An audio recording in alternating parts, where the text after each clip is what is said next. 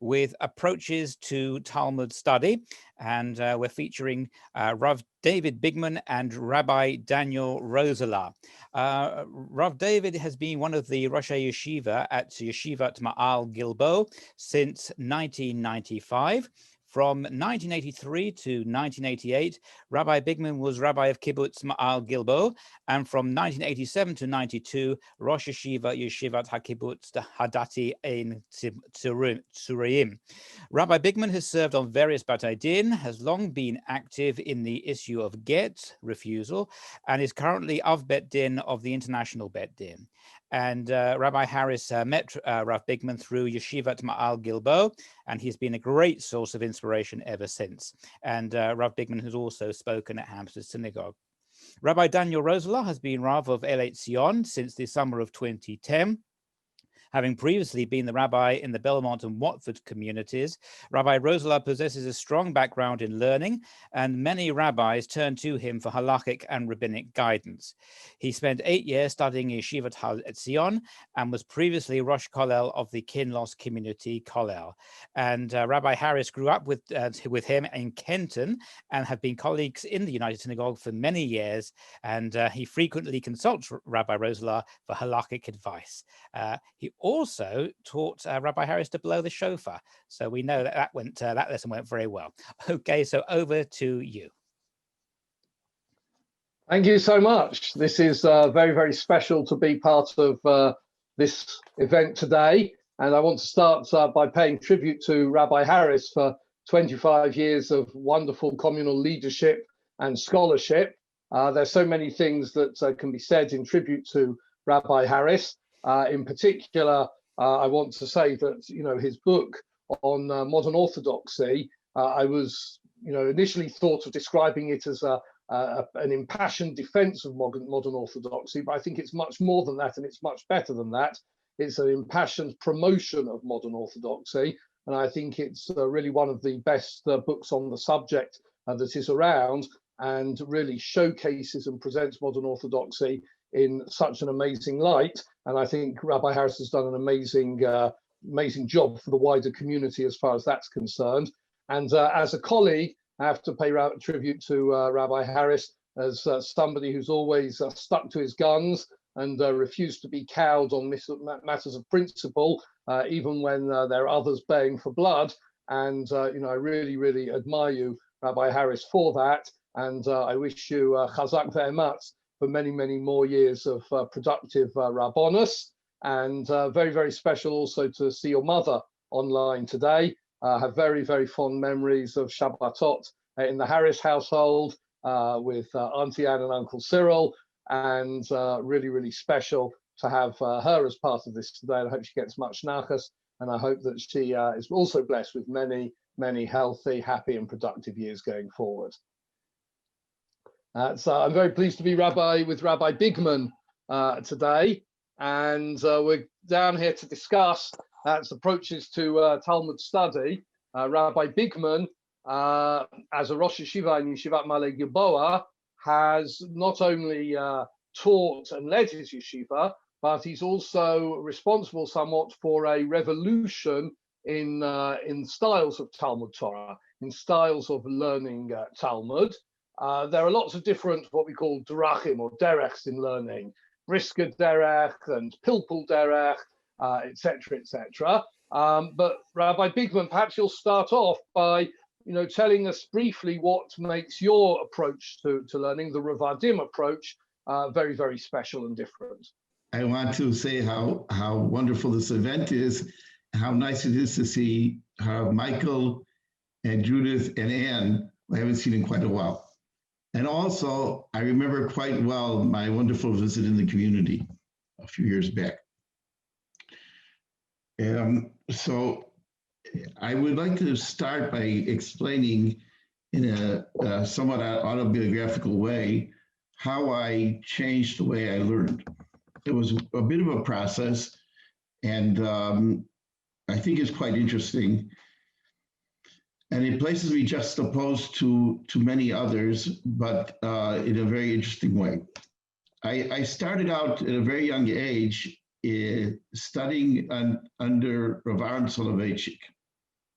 as Rav Daniel mentioned, the brisker mode, I was very much there studying in a conceptual way, conceptual analysis of Rishonim from 10th grade.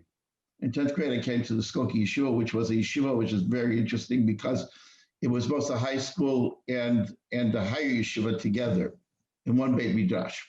So we didn't, even though it seems very strange, in 10th grade, I didn't feel myself in the morning and night Seder. In the evening, I didn't feel myself a high school student. I just felt like a member of the yeshiva, where the older students would go off to their college studies and we would go off to our high school studies. The rest of the day we were together. So I was very strongly influenced by that mode, the conceptual approach, trying to find the basic principle behind the different approaches of the early commentators of the Gemara, of the Talmud, the Rishonim.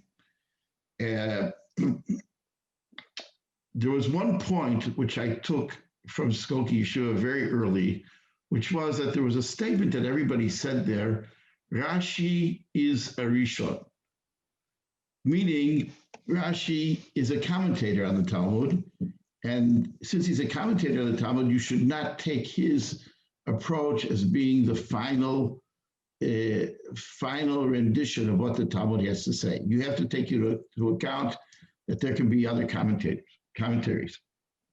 This was accentuated to a great deal after my year in Kerem B'Yavneh, when I went back to Detroit and studied with my major mentor, Rabbi Leibach. Rabbi Leibach is an interesting figure. He was one of those students that fled the Holocaust and he was the student of the Mir Yeshiva. You know, the Mir Yeshiva, the whole Mir Yeshiva managed to escape to the east, and were in Shanghai for quite a while during the war, and they all survived. Many of the Rashi Yeshiva, many of the important figures in the Torah world came from the Mir Yeshiva because they survived, whereas many other Eastern European greats were gone after the Holocaust. And for some strange reason, he ended up being this small town from the Jewish point of view, Detroit, Michigan. And for various reasons that were unrelated, they're just circumstances of life, I ended up studying with him for 3.5 years. He was much more adamant about studying the Gemara first before looking at the commentaries. As he would say, Rashi didn't have Rashi. When he said Rashi didn't have Rashi, is completely incorrect from the historical point of view, because Rashi based his commentaries on some of his mentors in the cities of Worm, Speyer, and Magenza, and where we have fragments of these perushim, these commentaries on the Talmud, you can see similarities to Rashi's commentary. But from the educational point of view, his point was, learn the Gemara first, then look at how Rashi explains the Gemara. Many years later, I came to the kibbutz, Malay. Everybody talked about, there were a few people here in the break talking about Bnei Akiva. So I had, I would say, 3 legs. One leg was in the Western academic world in the university. The other leg was in Bnei Akiva, and the third leg was in if I would have 3 legs, it would be in the mild black hat Litvish yeshiva world in America. So I came to Kibbutz Malay Gabal hoping to be a chalutz. I worked in agriculture for quite a few years. But after I married my wife, we moved to Yerushalayim under the auspices of the kibbutz. And I studied in Merkaz Rav for 1 year. I didn't like it very much, so we won't get into that right now. But then I studied with Rav Guzman. Rav Guzman was a Dayan in the Beit Din of Vilna, the youngest Dayan in the Beit Din of Vilna, and a student of Rav Shimon Shkov in Grodno, very important Rosh Yeshiva. And when I studied with him, he opened my eyes to Yerushalmi, Tosefta, Midrashei Halacha, especially Yerushalmi. Later on, it was written about him, and he said, they asked him, why do you study Yerushalmi? He said, both the Babylonian Talmud and the Jerusalem Talmud are both explanations of the Mishnah. I would say explanations of the Mishnah and other Tanaic material. But this is what he said, and he's also told us that his father used to put his hand on, when he was a young student, his father put his hand on Rashi and on the Gemara and say, Yisrael, explain the Mishnah.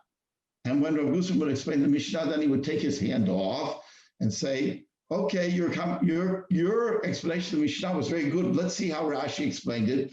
And if Rashi differed with what Rav Gusman, the young Yisrael said, then he would say, let's compare the commentaries. All this was in my head when I came back to Mount Gilboa and went back to working in the orchards. I worked in, I grew mango and avocado. And I gave a class to the members of the kibbutz once a week. A class, Talmud in depth, Gemara B'iyun, Talmud in depth. We were a very small community. The participants in the class were 5 young men and 1 young woman. The whole class were 6 people, very small community. I put all my efforts into preparing that class. So as I was working, I think I was pruning the avocado trees that day. All of a sudden, I had this idea. The idea is very simple. Rabbis used to say, Rashi didn't have Rashi. My thought was, I would say my moment of eureka. If I had been in the bathroom, I probably would have run out like the Sefer Archimedes. I said, wait a minute, but the Gemara didn't have the Gemara either. You can see how this happened because Rav Gusman talked about the Gemara as a commentary. So when I thought about the Gemara, I said, this is a commentary on previous sources. So I immediately started working with this I would say in a very primitive way at first. I started taking apart the Gemara and noticing the building blocks of the Gemara. And I would say the building blocks of the Gemara are the Mishnah, other Tanaic material, Beraitot, and statements of the Amoraim. And then the Gemara creates a sugya. It weaves its way through these materials. When it weaves its way through its materials, it does very creative things. So the way this worked was just like my mentors told me, study the Gemara first and then look at the commentaries. I would read this early source material that was weaved into the Gemara, wove into its story, each on its own, and explained it on its own, and then saw the way the Gemara handled this material. So the surprising thing was, the first sugya, I thought I would have handled it the same way that the Gemara did. I don't think that today. At that time, I thought I would, because I took out the early material and I tried to make my own narrative about this material. It came out exactly like the Gemara. I found it very exciting. That itself I found very exciting because I felt like I could understand better what they were doing when I put myself in their position of trying to deal with this material that didn't seem to fit. There was a contradiction. The Gemara says there's a contradiction between the Mishnah's approach there and an approach of a certain Baraita. And the Gemara tries to solve that problem. Today, I realize that there is no contradiction. And the contradiction is based on a different Amorite statement, which they wove into their story. But at that time, I was very excited to be able to do it on my own, rather than just seeing what others had done. I felt I was just continuing the path of my mentors and accelerating it. Whereas Rabbi said the Gemara didn't have Rashi, I said the Gemara didn't have the Gemara. It was starting from scratch. But eventually I started seeing things that I didn't notice before, because once I started taking it apart, I started noticing there were statements by different generations. And very often I could see movement, or I would say disagreement between the different generations. So whereas a brisker originally, I would take the final statement of the Gemara and compare it to the way it was crystallized in the Rambam's Mishneh Torah, or in Rashi's commentary, or in the way the Rashba, one of the other medieval commentators, took it, and I would compare them conceptually. I was still very much influenced by the Brisker mode, because when I saw these developments, these changes going on, where one generation was explaining the source material differently than the other, or halachic decisions that went into the process, that were woven into the Gemara, I could see movement. So rather than taking this picture, this particular picture, let's say the final out, this is I'm cutting some corners, but let's say basically dealing with how does the Rambam's picture, the final picture, relate to what was said before him, but this is the final picture. This is what we're dealing with in the Brisker mode. I became concerned with movement. It became much more exciting because you can see movement. And the sugya became, I would say, was no longer a photograph, it was a motion picture. There was movement in the sugya. It became a very exciting endeavor to pay attention to the movement, the way things were moving. And I started talking about megamata sugya, the purpose of the sugya. In other words, you could see an arrow, a vector, in the way it started out and the way it ended up. And very often it was a continuum, but sometimes it wasn't. It's complicated. That's what makes it interesting. Otherwise, it was just a continuum. It would be a very boring motion picture, only going in one direction. The couple meet and then they go off happily into the sunset. It doesn't work that way. It's much more complicated, but it's all very interesting and all very creative. So when I did this, my learning, even though I loved learning before that very much, I love learning so much that when the kibbutz suggested I become the rabbi, which I eventually did, I didn't want to because I thought it would be, I would become involved in community issues and halachic issues. And I was interested at that time just in learning. And my learning became much, much more exciting and interesting. It took me a little while to develop this, and I became close to some approaches in the academic world, but not exactly like them. So I'd like to mention a few, and then I'll let Daniel ask some questions. I think some of you might know the late Harav Professor Aaron Shemesh, because he was once B'nai Akiva Shaliach in England. I don't know if any of you remember him. So he was the previous Rosh Yeshiva at Ein Surim. So we were studying the first time together.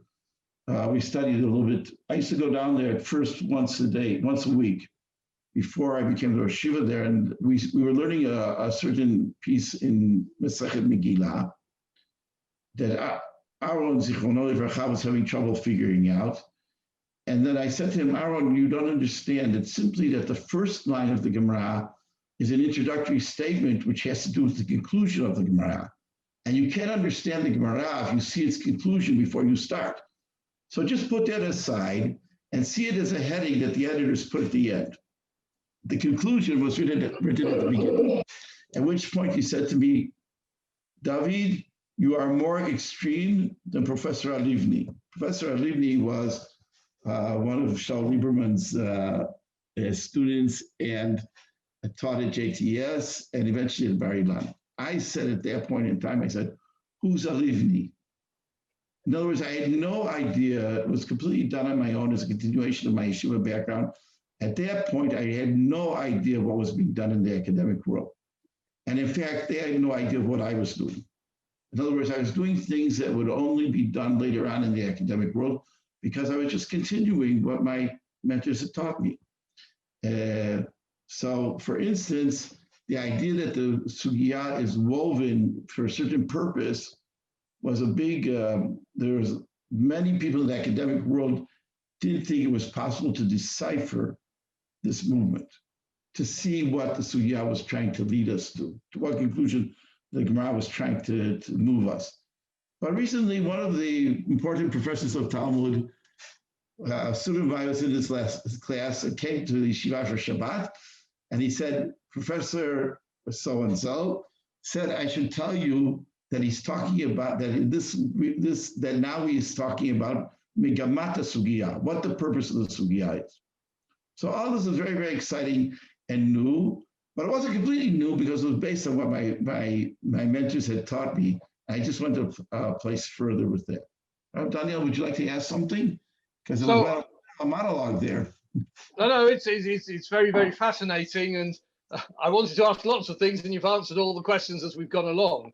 But I think at this stage, what I want to ask you is, you said that your derech you regarded as being a continuation, a progression of what you learnt from your own rebbeim.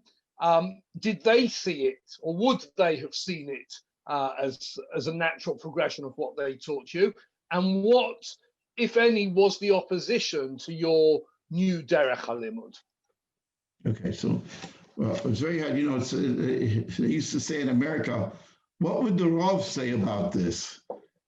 But 20 years after he is no longer with us. So it'd be very hard to guess what they would say. However, I would say that they were very adamant about what they thought. I'll give you two examples. One is Rabbi once in his shiur said something, and I said, Rabbi, how can you possibly say that? The Rashba says otherwise. So he said to me, David, I'm sorry, the Rashba will have to deal with me because this is what I read in the Gemara.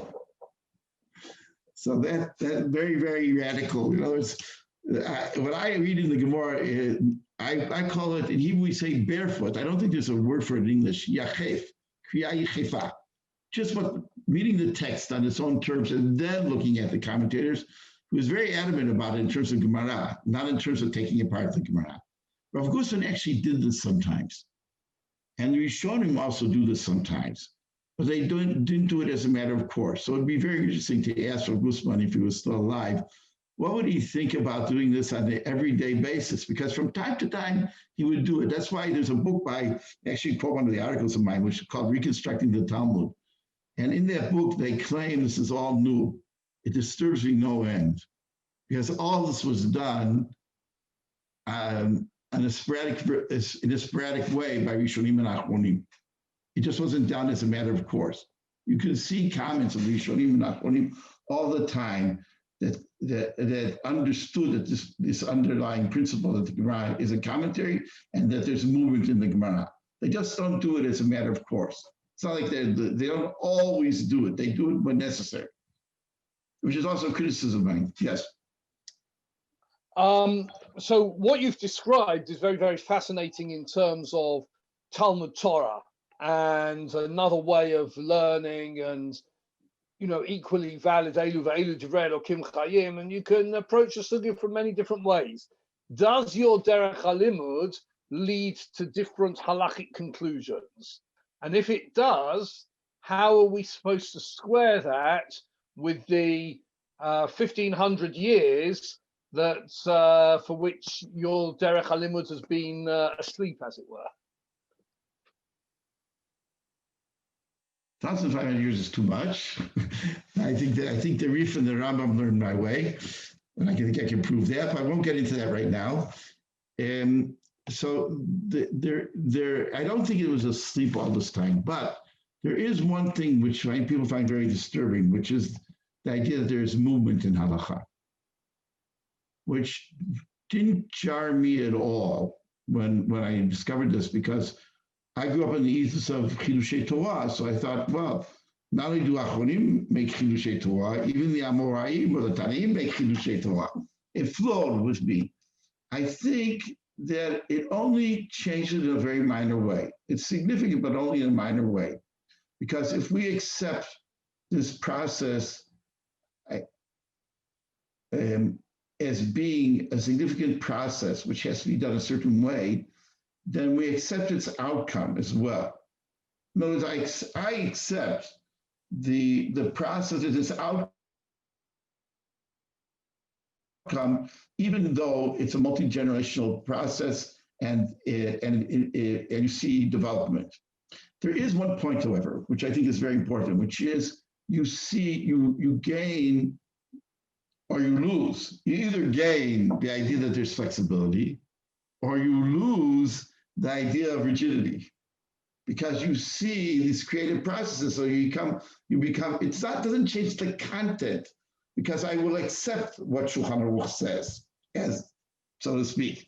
Like people say, Shulchan Aruch was accepted, but in practice only 70%, because of commentaries on the Shulchan Aruch. This is what I said to you when I was reading the Kollel. We accept the Shulchan Aruch, but notice the Shach doesn't always accept it. The Taz, it's not so simple. But the point is that not that you don't accept what the Shulchan Aruch said because it's the result of a process, but rather you see that there is flexibility in the interpretive process, and that does change you even as a posek. The idea that there's flexibility is something very, very significant. Now, I was brought up on the idea that halakha is flexible, but something when you learn the halakha from the outset with a sense of movement and flexibility, it does change something. I think that's what people find disturbing, is many people would like halakha to be very rigid, and the fact that there's some flexibility disturbs them very much.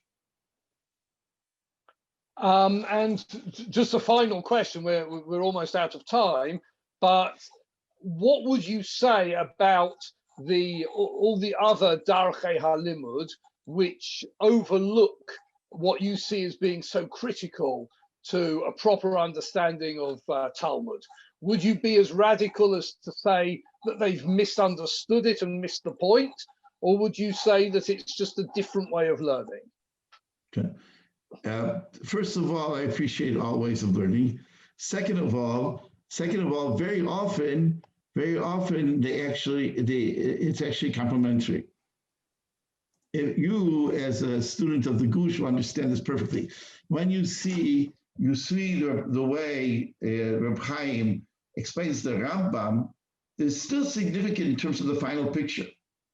The Rambam and the rabbis, the different approaches to the final outcome of the sugya, they still deserve to be conceptualized.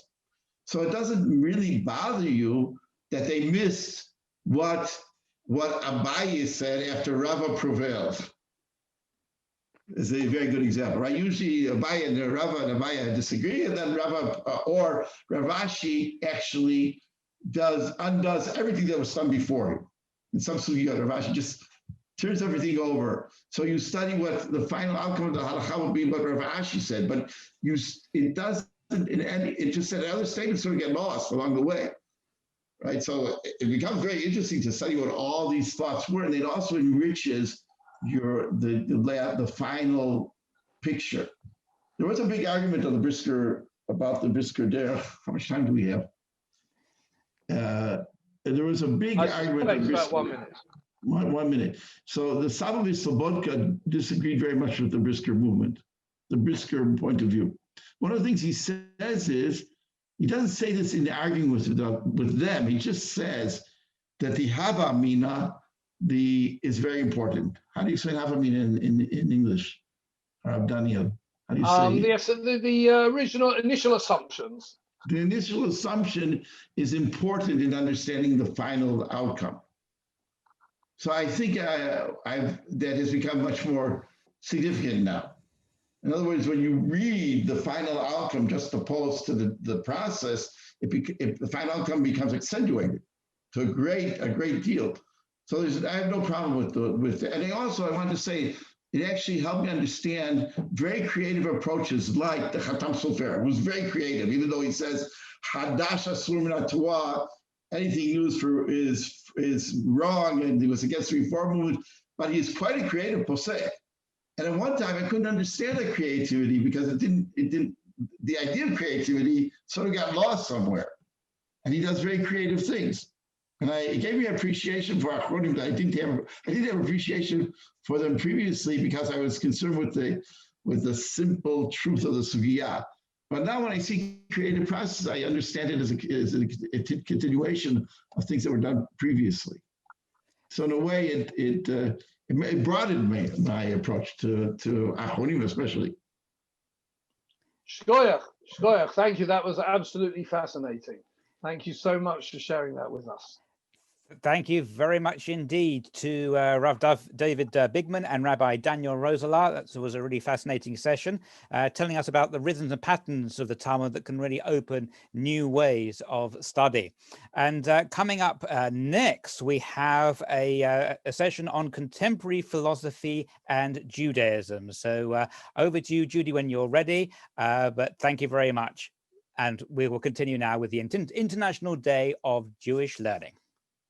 Thank you, Gabriel, and thank you, rabbis. And we'll take a 2-minute break now and then come back for the next session with Rabbi and Thank you. 2 minutes. We have 2 amazing speakers with us for this particular session. Rabbi Dr. Samuel Liebens is a British-born philosopher now at the University of Haifa. He works in multiple areas of philosophy: metaphysics, philosophy of language, philosophy of religion, and more. His latest book is The Principles of Judaism. He's an old and cherished friend of Rabbi Harris, his words, not mine, and a great person, Rabbi Harris says, to send draft philosophy articles to and for mega helpful feedback. David Schnurz is the Ronald P. Stanton University Professor of Philosophy, Ethics, and Religious Thought at Yeshiva University. He's edited, co-edited, or authored 16 books and has published approximately 90 articles and reviews. In recognition of his achievements as a scholar and teacher, he was awarded the Presidential Medallion at Yeshiva University. And today's a very special day for them. Professor and Mrs. Schatz are celebrating their golden wedding anniversary today. So a huge, huge mazel tov to them. And thank you for spending some of that day with us. And over now to the 2 of you. Okay, I'll begin. First of all, mazel tov, Rabbi Harris. It's really an honor to be part of this, and I've so much enjoyed working with you on various projects, and I'm very glad to be here. Sam and I both do, and I'll put that in scare quotes, they call it, do general philosophy, which is the academic term for we specialize in general philosophy, and we also do Jewish philosophy. Notice we specialize in that too. And we don't do it in the mode of something called analytic philosophy, and Sam is going to explain the term. But I want to begin with a narrative. It's the narrative that's going to situate what we do in the larger context of developments in philosophy. I'm going to try to place it in historical context and to give you a sense of what we nowadays call the historical moment, though a moment can be 40 years, 50 years, or whatever. And my narrative has 3 parts. Representing 3 shifts that I think have taken place in the study of philosophy. First shift is that in the 1950s and 1960s, philosophy of religion was dominated by atheists.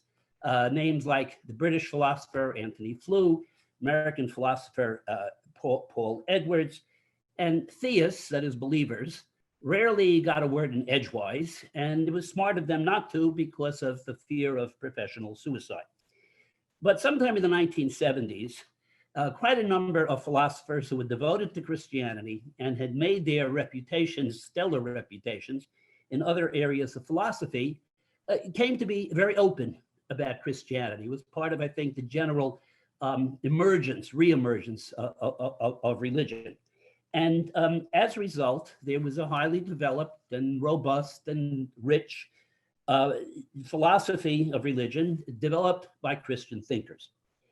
Now, in more recent times, there has been increased diversity, pluralism, and so forth, to the point where most philosophy handbooks that have to do with philosophy of religion have sections devoted, chapters devoted to individual religions: Judaism, Islam, Buddhism, Hinduism. And therefore, Jews have entered the field in recent decades in significant numbers, and Sam has been a heavy contributor to that, along with, may I say, some other philosophers from the UK, as well as America. So philosophy of religion has come to be respectable, and I think it's come to be legitimated. Second shift has to do with Jewish philosophy. That Jewish philosophy at one time was done as history of philosophy, and you studied a canon. The canon consists of Yehuda Halevi, and Rambam and Bachya, and then you take it down to the modern period. Now there's a lot done by way of what's called constructive Jewish philosophy that is dealing with topics, problems, and issues. A lot of the credit for this goes to a philosopher named Norbert Samuelson, who founded something called the Academy for Jewish Philosophy in the late 1970s. Menachem Kellner, who's on this program, was part of that project. I'd like to talk about this as the difference between studying and doing. In other words, you study certain individual thinkers versus you're doing work on the topics that they dealt with. Now, it's not a rigid distinction, because in order to study properly, you have to be able to figure out an author's line of reasoning, and therefore you have to that extent, do. But still, this left room for analytic philosophers of religion to come and to deal with topics. And this happened in the study of Jewish philosophy in particular. Incidentally, in anything I say here, I'm not minimizing the hostility to religion in many quarters on campus, and I am not minimizing anti-Semitism on campuses either. I'm just noting a positive phenomenon that I think is significant. The third shift, that is, the first one was the shift towards theism from atheism. The second is the shift from the history of Jewish philosophy to working on philosophical issues per se. The third sort of cuts in the opposite direction, and that is the decline of machshava, or Jewish thought, in the modern Orthodox community. In 1967, the journal Tradition, which is published by the Rabbinical Council of America, its present editor, Rabbi Jeffrey Sachs, was on the program earlier, I think at a time that was much too early for me to wake up and see. And out of those articles, the 23 articles, 16 of them or so, by my count, were in Jewish thought. The thinkers who were represented there were largely pulpit rabbis, not exclusively, but you had Rabbi Norman Lamb, Rabbi Saul Roth, Rabbi Schubert Spiro, Rabbi Walter Wurzberger, plus some academics like Marvin Fox and Michael Wishagrad. But then after the late 60s, there was a shift in orthodoxy. Orthodox became much more interested in halachic observance, much more interested in halachic and Talmudic learning. And as a result, these were really the main wares that the clergy were bringing to the public, which arguably is exactly as it should be, because that's really the center of orthodoxy. For completely different reasons, Tanakh, Midrash, Jewish history became very widespread, very prevalent, very popular. And the effect was really to crowd out philosophy. And this was not the primary concern this became not the primary concern of rabbis. As a result, where did the philosophers go? Well, the philosophers went into academia. And interestingly, many of them specialized in the very areas that I mentioned: philosophy of halacha, philosophy in the Bible, philosophy in the Midrash. It's essentially then the academicians who are bringing philosophy to the wider Jewish public. The Jewish public has other interests, and maybe it's brought with it a more leftward orientation. Now, we're not all that visible. I don't want to exaggerate that. So to some extent, we're tucked away in academia, but still I think that people look more to the academic world now for this guidance on issues of Jewish thought. Now, that's where, that's the world that Sam and I inhabit. That's the world we came from. And these shifts, I think, are significant. As we place ourselves in historical context, I'm remembering a scene that I once envisioned of Plato trying to explain why he believes something. And he said, well, we who live in the ancient world believe. Well, we who live in this moment in history, are oriented a certain way. I want to ask Sam, I've described the situation, I think largely is in America. What's the situation in Israel in philosophy of religion? Is it different? Is it the same? And I think I'd also like some clarification for people of the term analytic philosophy. Okay, sure. Thank you. Thank you.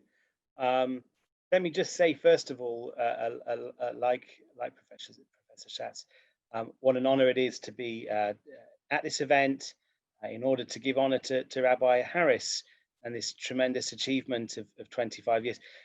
I think one of the most noteworthy things about the program is Britain and London in particular, and Hampstead in particular, is so blessed to have a community rabbi, a pulpit rabbi, whose interest and expertise truly spans to all of the various topics that you've been hearing about today, and that is not a common thing. It's a remarkable thing.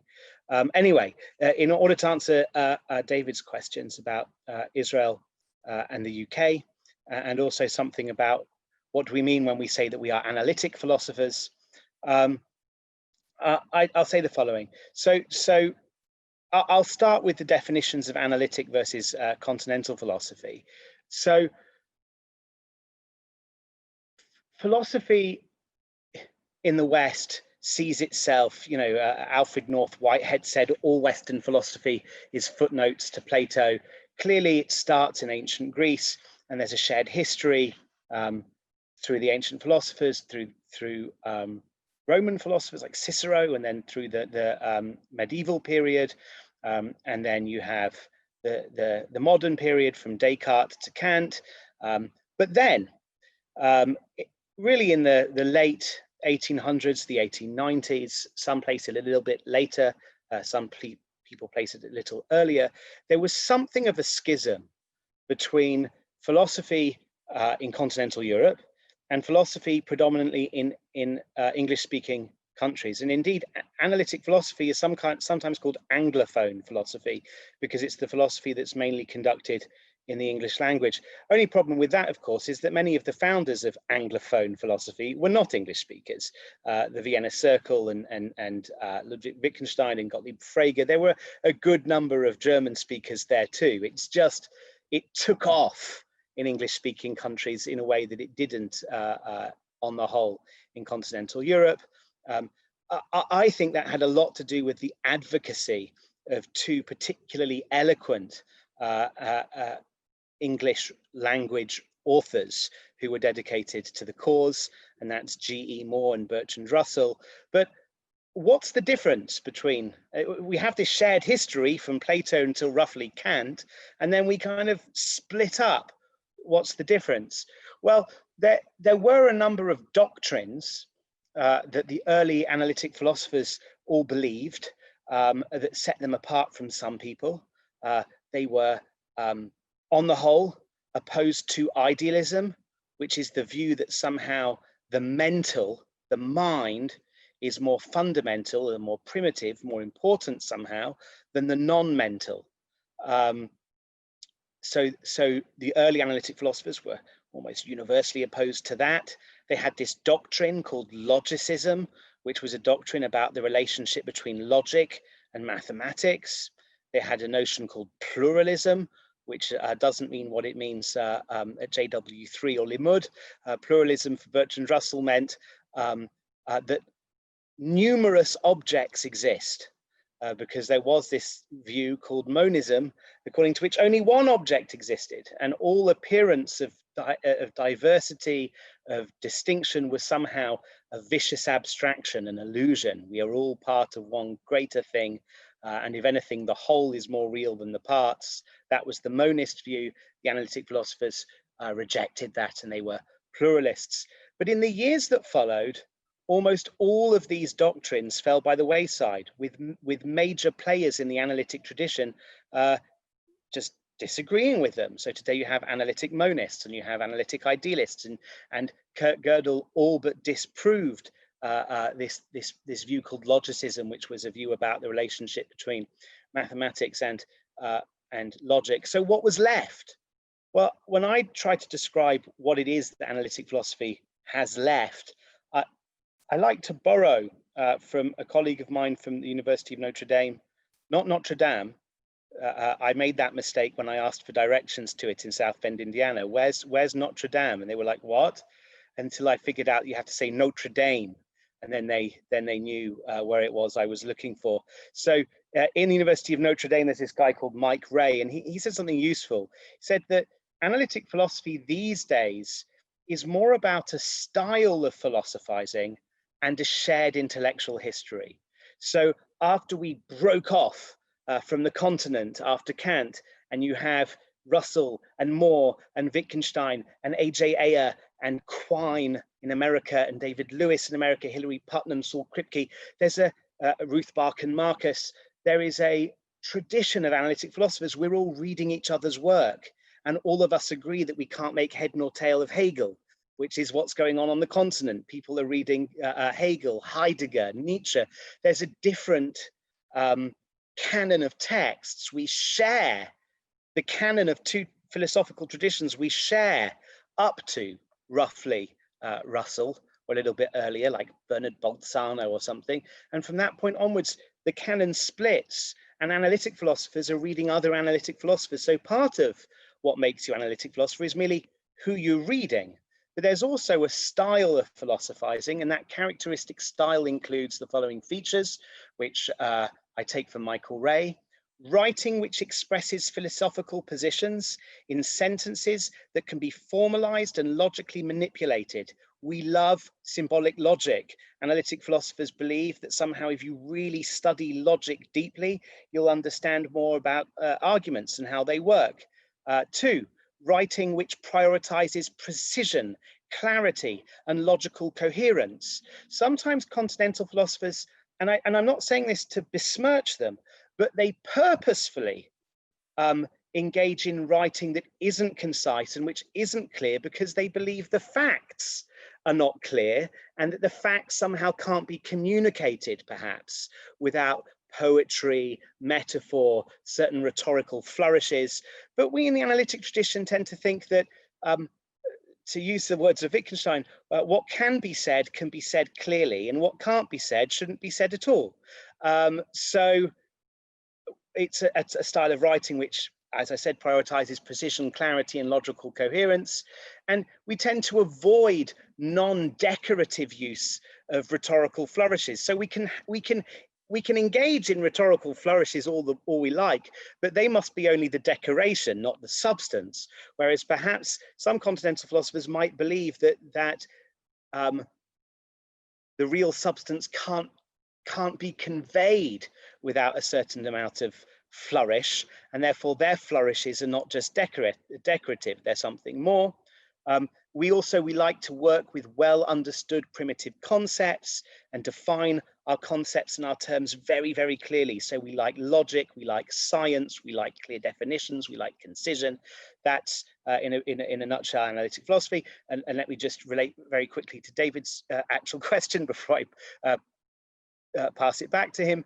When I got involved in philosophy in England in the turn of the century, philosophy of religion was almost unheard of in our departments. In America, it had started to flourish sooner.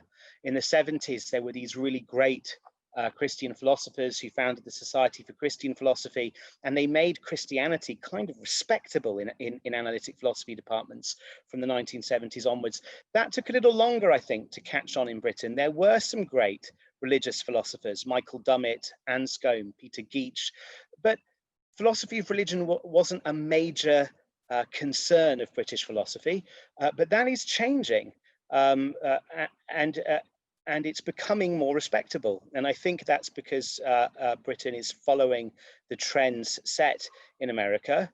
In Israel, I think we have a slightly harder time, which is that because Jewish philosophy is taught in 2 locations. There's the philosophy departments in Israel, and there's the Machshevet Yisrael departments in Israel, Jewish thought departments, and they're kept quite separate. My critique or concern would be that in the Machshevet Yisrael departments, the Jewish thought departments in Israel, Jewish thought is studied, to use David Schatz's notion, but not really done. I call this museum exhibit philosophy, where you roll out Maimonides, or you roll out Saadia Gaon, or the author of the Kuzari, Rav Yehuda Halevi, as museum exhibits, and you try to discuss what was it that motivated who were they as historical figures, but not, well, is what they were saying true? Is what they're saying relevant today? Can it be improved upon? Can it be critiqued? That sort of behavior or activity is much more respected and respectable in philosophy departments. But the struggle sometimes is to convince philosophy departments in Israel that this belongs in the philosophy department and not in the Machshevet Yisrael department. But thankfully, again, that's changing. I've been very, very welcomed here in the University of Haifa. As you can see, I'm sitting just outside the University of Haifa's Hampstead campus, and it's also my colleague Aaron Siegel at the Hebrew University. Yehuda Gelman was a trailblazer many years before us at the University in Ben-Gurion University in the Negev. So, and Charlotte Katzoff in Bar-Ilan. So it's not a desert here in terms of constructive Jewish philosophy. And following the lead in America, I think as years go on, and my hope is that constructive Jewish philosophy will be very welcome in Israeli philosophy departments, perhaps more even than it's welcome in the yeshivas. Controversial point. And I'll now hand back to David. We decided we'd try and do some analytic Jewish philosophy for you. So I'll pass you on to David, who will do some. What I want to amplify here is some things about continental philosophy that relate to Jewish philosophy. It's a little audacious for me to do this. I saw Tamara Wright is on the program, Daniel Reinhold is on the program. So I'll stick to sort of the bare minimum that I know about, which is that continental philosophy is characterized by an opposition to metaphysics, which means not only that you can't prove the existence of God, but you don't understand the nature of God. This is sort of an extension of Maimonides' view that's called negative theology, that none of our concepts can apply to God. And a lot of encouragement was given to this kind of negative view by a viewpoint of Martin Heidegger. There's been a shift in continental philosophy from studying the external question about existence of God and the nature of God to questions about religious phenomenology, in other words, the inner religious experience, and questions about the phenomenology of halachic practice, again, the inner experience that goes with this. This has spilled over, interestingly, into analytic philosophy, but that's a separate story. And a good example of this is Rabbi Soloveitchik. Rabbi Soloveitchik, when he speaks about prayer, says, we don't know why God answers some prayer and not others. What we can do is to talk about the mindset and the emotional orientation of the person who's praying. We can't understand why God gives us the commandments, or this commandment or that commandment, but we have to relate to it and find meaning in the commandments. And of course, his most famous expression of this viewpoint is the problem of evil, where he's famous for having said, we should ask not why, but we should ask what. And these positions are often argued for on the basis of futility. In other words, it's futile to try to understand God's ways. Now, there is a problem here, which is somewhat recognized, which is that if that's true, then we must be pretty bad at ethics. In other words, if there's some justification for letting so many innocent children suffer, for example, or for letting a Holocaust happen, and we can't figure it out, then we must be pretty bad at ethics. God knows, but we don't know. And I think that sort of undermines an attempt by modern Orthodox thinkers to try to bring morality into psak halacha. My analogy is to a computer. You wouldn't use a computer to solve complex multiplication problems if it got wrong answers on elementary arithmetic. Another thrust in continental philosophy is the ethical thrust. Quote from Levinas, the justification of the neighbor's pain is the source of all immorality.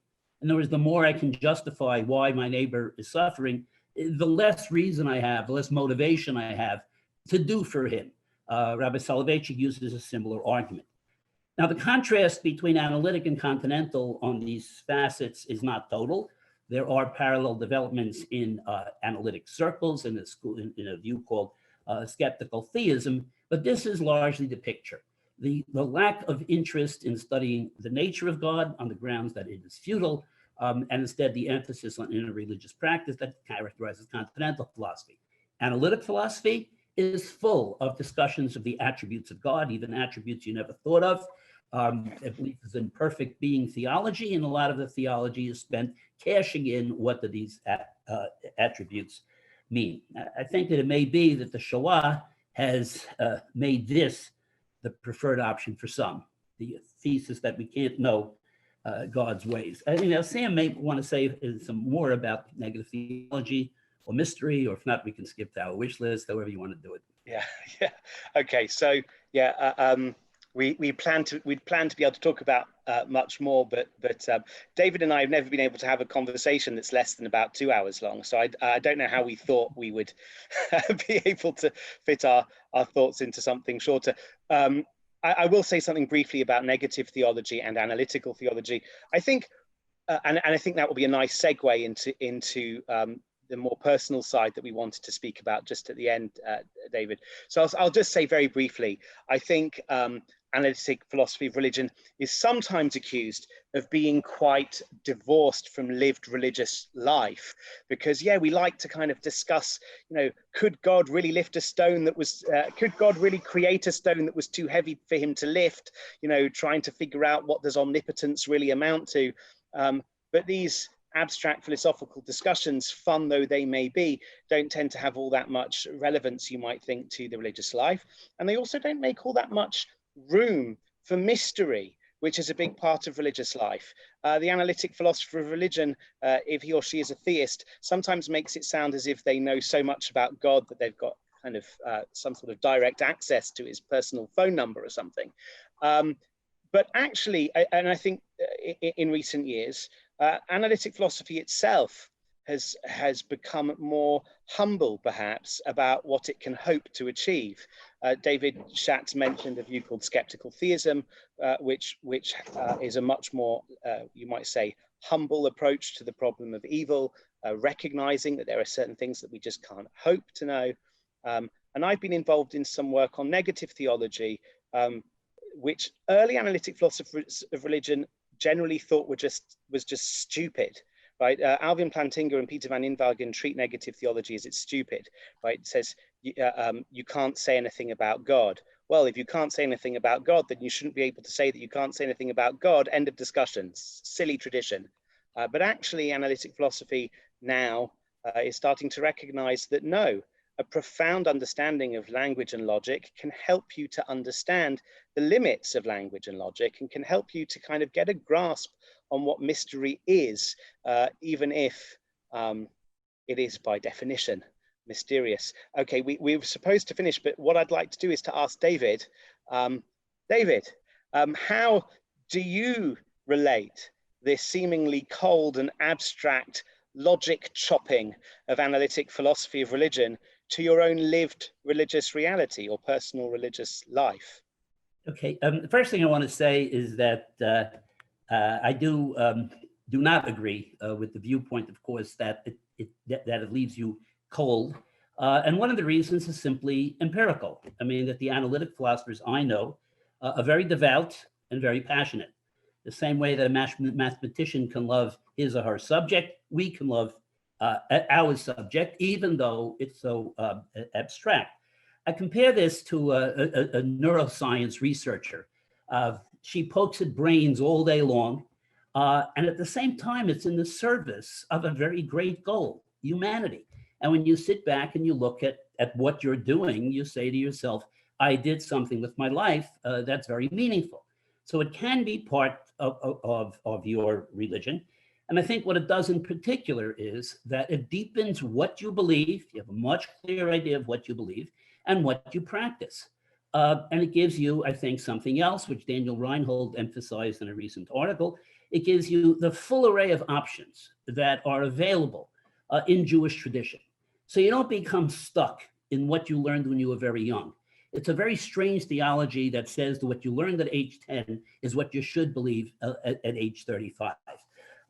Shakespeare said, that famous speech of Hamlet, there are more things in heaven and earth, Horatio, that are dreamt of in your philosophy. I would say there are more things in philosophy than are dreamt of on earth in mundane settings. I want to end with one more thing Sam and I talked about, and that is, we called it a wish list, but maybe it's the wrong word for it. It's sort of, what are things in the pipeline now? What are people working on? Not necessarily ourselves, but what are they working on? One issue that's getting some attention is the seeming rupture between the God of the Bible and the God of the philosophers. There's an old charge, it's called Hellenization, but it used to emphasize this peculiar medieval view that God does not have emotions, which seems to run contrary to the Bible. But there's a lot of emphasis now on some other facets, like divine regret, the idea that God creates a world and then he comes to regret it. Hey, was he surprised? These questions come up as to how to put together the biblical portrayal of God with the portrayal in medieval times. This is what it is to have an interpretive tradition. Another issue that deserves some discussion is the question of free will, where we live in an age of scientific determinism, which seems to take away our free will. Are there precedents in Jewish thought that enable us to deal with this? And I do think there was a time when we had deterministic theory. It was called astrology, which was widely accepted at that time, and how people dealt with it then, how Jewish thinkers dealt with it then, might help us deal with it now. There's also some very interesting material about the scope of free will, about the value of free will, and that's another thing that can get some development. I've had occasion to write about that. Another question from this list, I won't give you everything. Does Jewish philosophy speak to contemporary social issues? Now, I'm not talking about whether halacha speaks to those issues, but I'm talking about whether philosophy speaks to them. Gender, interfaith relations, environment, medical ethics, all of these have philosophical dimensions. It's very difficult to escape philosophy in anything you do. That's a subject for a different time, but it's certainly difficult here. And it's interesting that Rav Soloveitchik, when he spoke about interfaith relations and when he spoke about gender, used philosophical constructs to discuss that. A final question on this list is the question of, let me put it this way, is there philosophy in Chazal worthy of the name? In other words, in Talmudic sources. There's a book about this that I found extremely interesting, arguing the answer is yes. It's a book by Cass Fisher called Contemplative Nation. And I think there's philosophy in a lot of places, Musar, Hasidus, pretty much everything, maybe even art and music.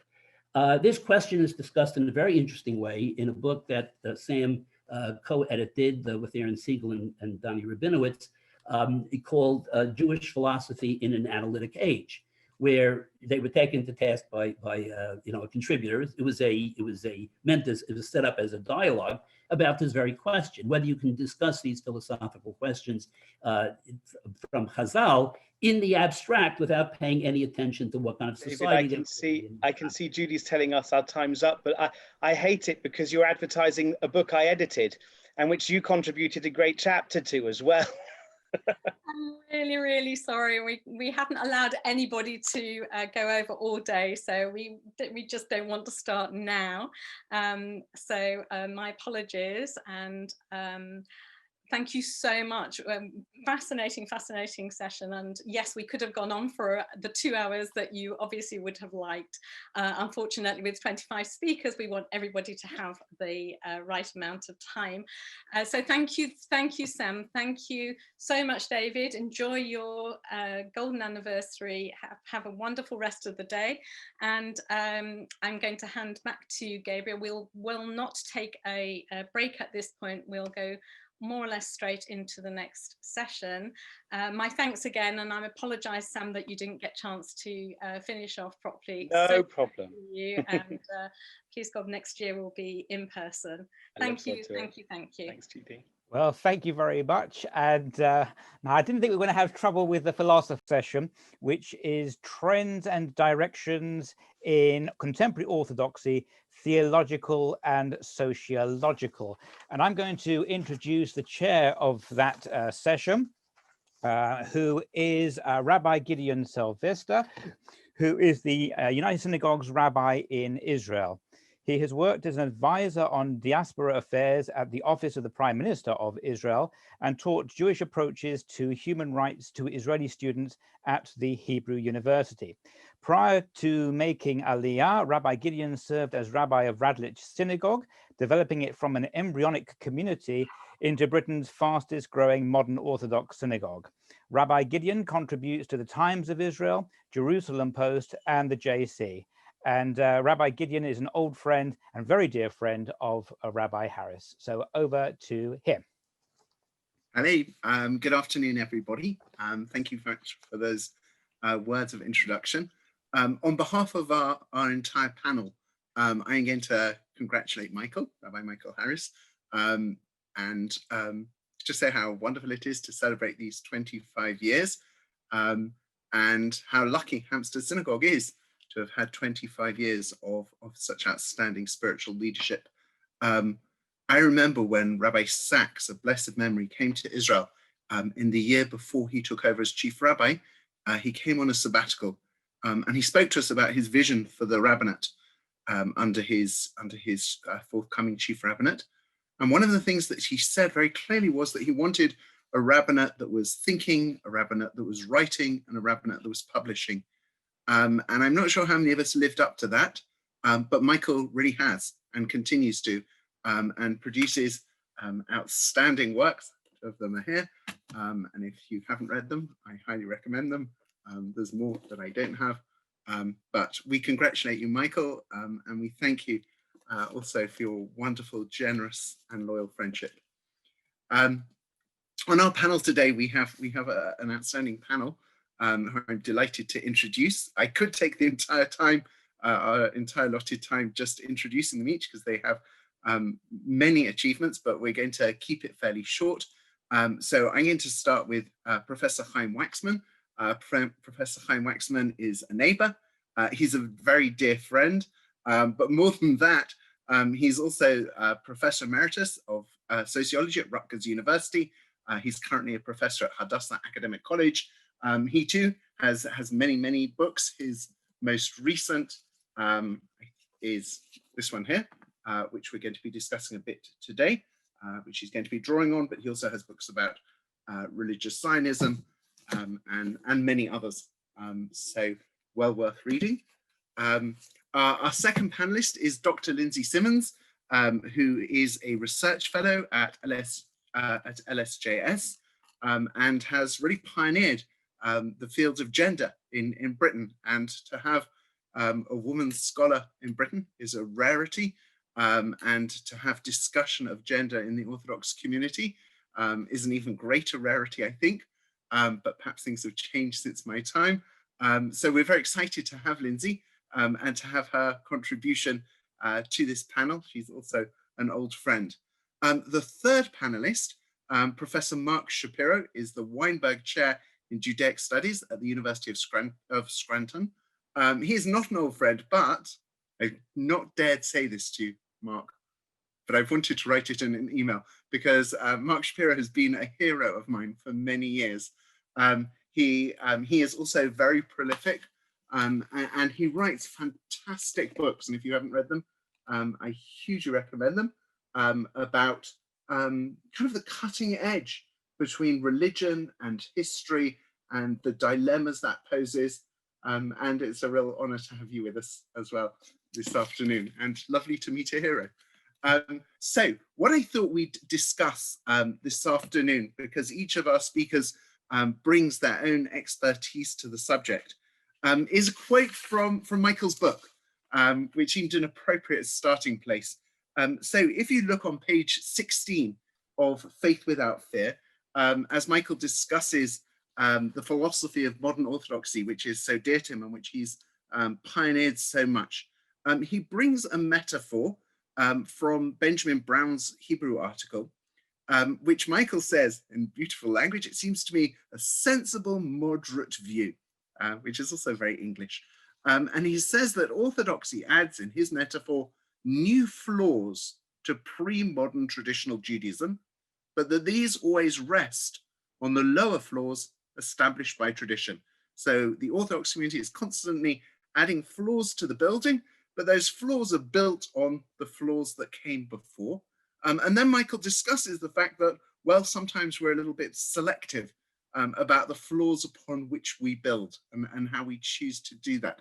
So I thought that would be a lovely opening point for our speakers to address, first of all, whether they like the metaphor at all, whether they think it accurately reflects the way that orthodoxy develops, and what flaws they think that their orthodoxy is built upon, and which flaws maybe have been left out from the discussion. So what I'm going to do is invite each of them to speak for about 5 or 6 minutes about that, and then we'll maybe feedback on each other, and then I have a follow-up question for them about which flaws they would like to see added to the building. Professor Waxman, we chatted in Shachrit the other day, so I know that you're well ready to answer the question. So please, why don't you start us off? Professor Waxman, you're on mute.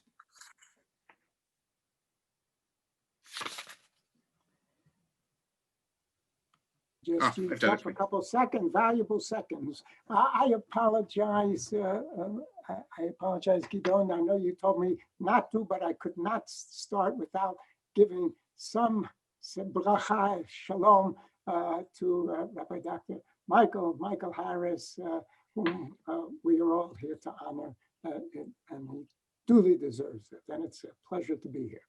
And to say hello to David Schatz, whom I haven't seen for a while. Okay, let me go, and of course, Mark. Let me go to the analogy, okay? I thought about it, and I'm not sure I would use the analogy of floors. It's not that I disagree with it, but I think I would use an analogy of an elevator. An elevator has a floor, but it goes up and down, okay? And I say this because it seems to me the changes in religious patterns of behavior, halacha, if you will, have not only always gone in one direction. When the analogy as it's in the book, it seems it's floors upon floors, it's always going up. I don't think it's always going in one direction.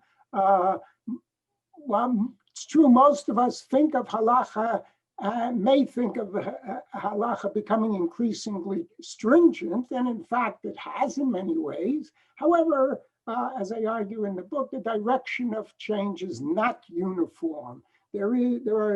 Sometimes there's greater stringency and sometimes there's greater leniency, okay? And I think that if I had to say what I think is the biggest weakness of my book is that I couldn't provide a formula for predicting which way the elevator will go.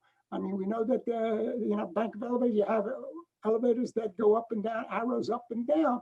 It will go, that's for sure, as Michael emphasizes in his discussion of women and the halachic process and elsewhere in the book.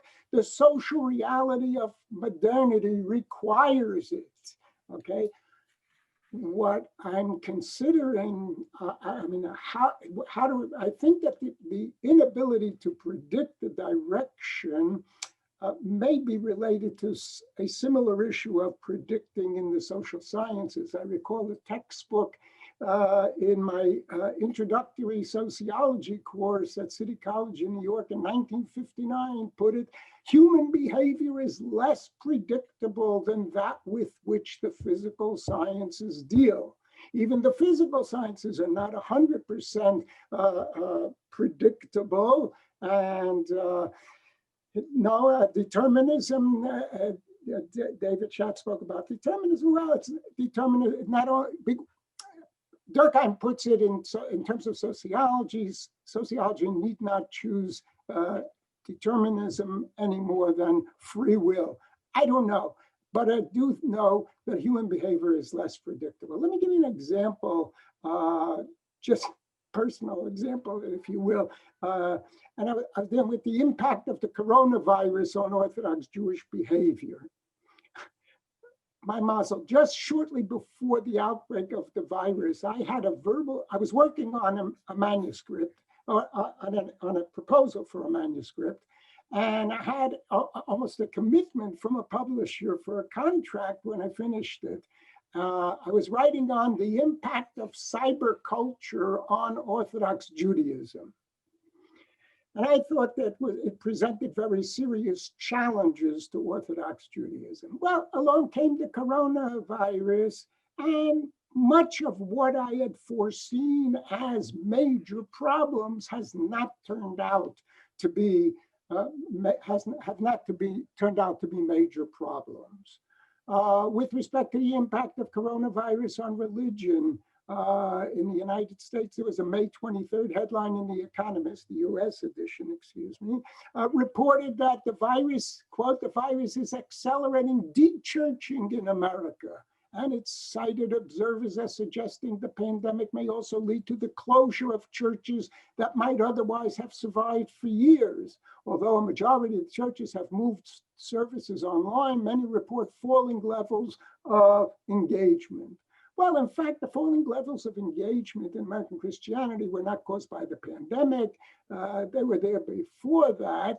But there is evidence that there has been an growing intensity in prayer as a result of the coronavirus, a result of religious coping.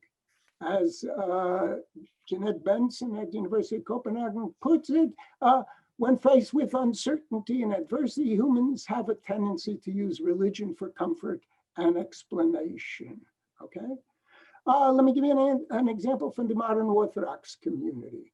When, due to the pandemic, the phenomenon of street minyanim, grassroots outdoor prayer groups arose, I heard and I read numerous reactions to the phenomenon, some of which called for them to become permanent features of the community for a variety of reasons. One in particular was that the halachically legitimate ability of men and women to be much more connected, closer to each other connected, and for families to daven together is a wonderful thing, and therefore we should continue with that. Even if some of those who expected significant changes forgot about the limitations imposed by weather conditions, one might have thought that indeed there would be changes in the role and structure of synagogues in the modern Orthodox community. Well, interestingly, a recent study by Nishma Research in the United States found that more than 2/3 of synagogues are checking up on members by phone and other means, and many are using technology to provide services. In online prayers, non-Orthodox are very active, more so than modern Orthodox and Haredi. All groups are active in conducting classes online. And it does not appear that the temporary closure of synagogues will be a cause for significant change from what synagogues were before the pandemic. The Nishma report found that very few view their synagogue, this is of the Orthodox, view their synagogues as having less value to them due to their pandemic experiences, okay? My sense is that changes are more likely to occur when they can be shown to be grounded in evidence of, first of all, benefits and social benefits, and the absence of clear halachic bases for opposition to the change. Now, what exactly are clear halachic bases? That's a very complex question, which we don't have time to explore here. Michael, hopefully in the near future, a successful vaccine will be found and we'll be able to have a meeting of interested minds to explore this in detail. But I do think that the issue of how and when halachic change takes place is one that needs a lot more thinking about and a lot more discussing. Okay, pass it on. Thank you very, very much, Chaim. Thank you for your words. Thank you for changing the metaphor from a building with floors to an elevator. Listening to it, I was wondering whether sometimes the changes in the Orthodox world feel more like a Shabbat elevator. You wait for a very long time for it to arrive, and then it skips the floor you want to go to. People pay a lot. But perhaps that's inappropriate. Lindsay, Dr. Lindsay Simmons, would you like to give us your views on the metaphor and what floors you think your orthodoxy is being built upon? Thank you, Gideon, and it's lovely to be here today. So I will move swiftly too. The 5 minutes we're allocated is short. So I do think this is a useful metaphor, but nevertheless, I would add that this enormous house, as it were, is located within a particular geographic space at a particular point in history. And it is also a house that exists within its own cultural location. And it's influenced by the guests that visit and the conversations had in it. As Professor Waxman actually suggests in his book, the decision of what ruling to adopt in the contemporary situation, and of course halacha is always contemporary, that's the point, is influenced not only by the decisor's knowledge, but by his own values. I also think that the style, as it were, of this house of floors is influenced by the other houses built in the neighborhood. One might say the great academic, political, religious institutions, and the choices that they make about the floors they add to their iconic buildings. In this vein, I want to mention Rabbi Harris, when he wrote in Faith Not Fear, which you just showed everybody, Gideon, with regard to male authority, which is something I'm going to be speaking about, within this construct, he says androcentricity may reflect not the non-negotiable will of God, but the social reality to which halacha had to apply itself for millennia. And of course, this house of many floors is impacted profoundly by the houses in the neighborhood which are dismantled or destroyed and are subsequently built over.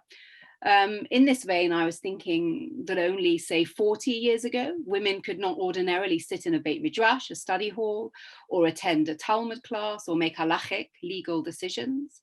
And they began their struggle to have equal access to sacred texts. They were rendered unintelligible, accused heretics, branded witches. We can talk about that later. Because, as theologian Judith Burling suggests, religiosity is not primarily a matter of holding correct opinions, but of conforming to a set of behaviors. So the innovative flaws of Orthodox women's access to sophisticated Torah learning, to their active participation in public ritual, and their access to positions of authority and leadership had not yet been built.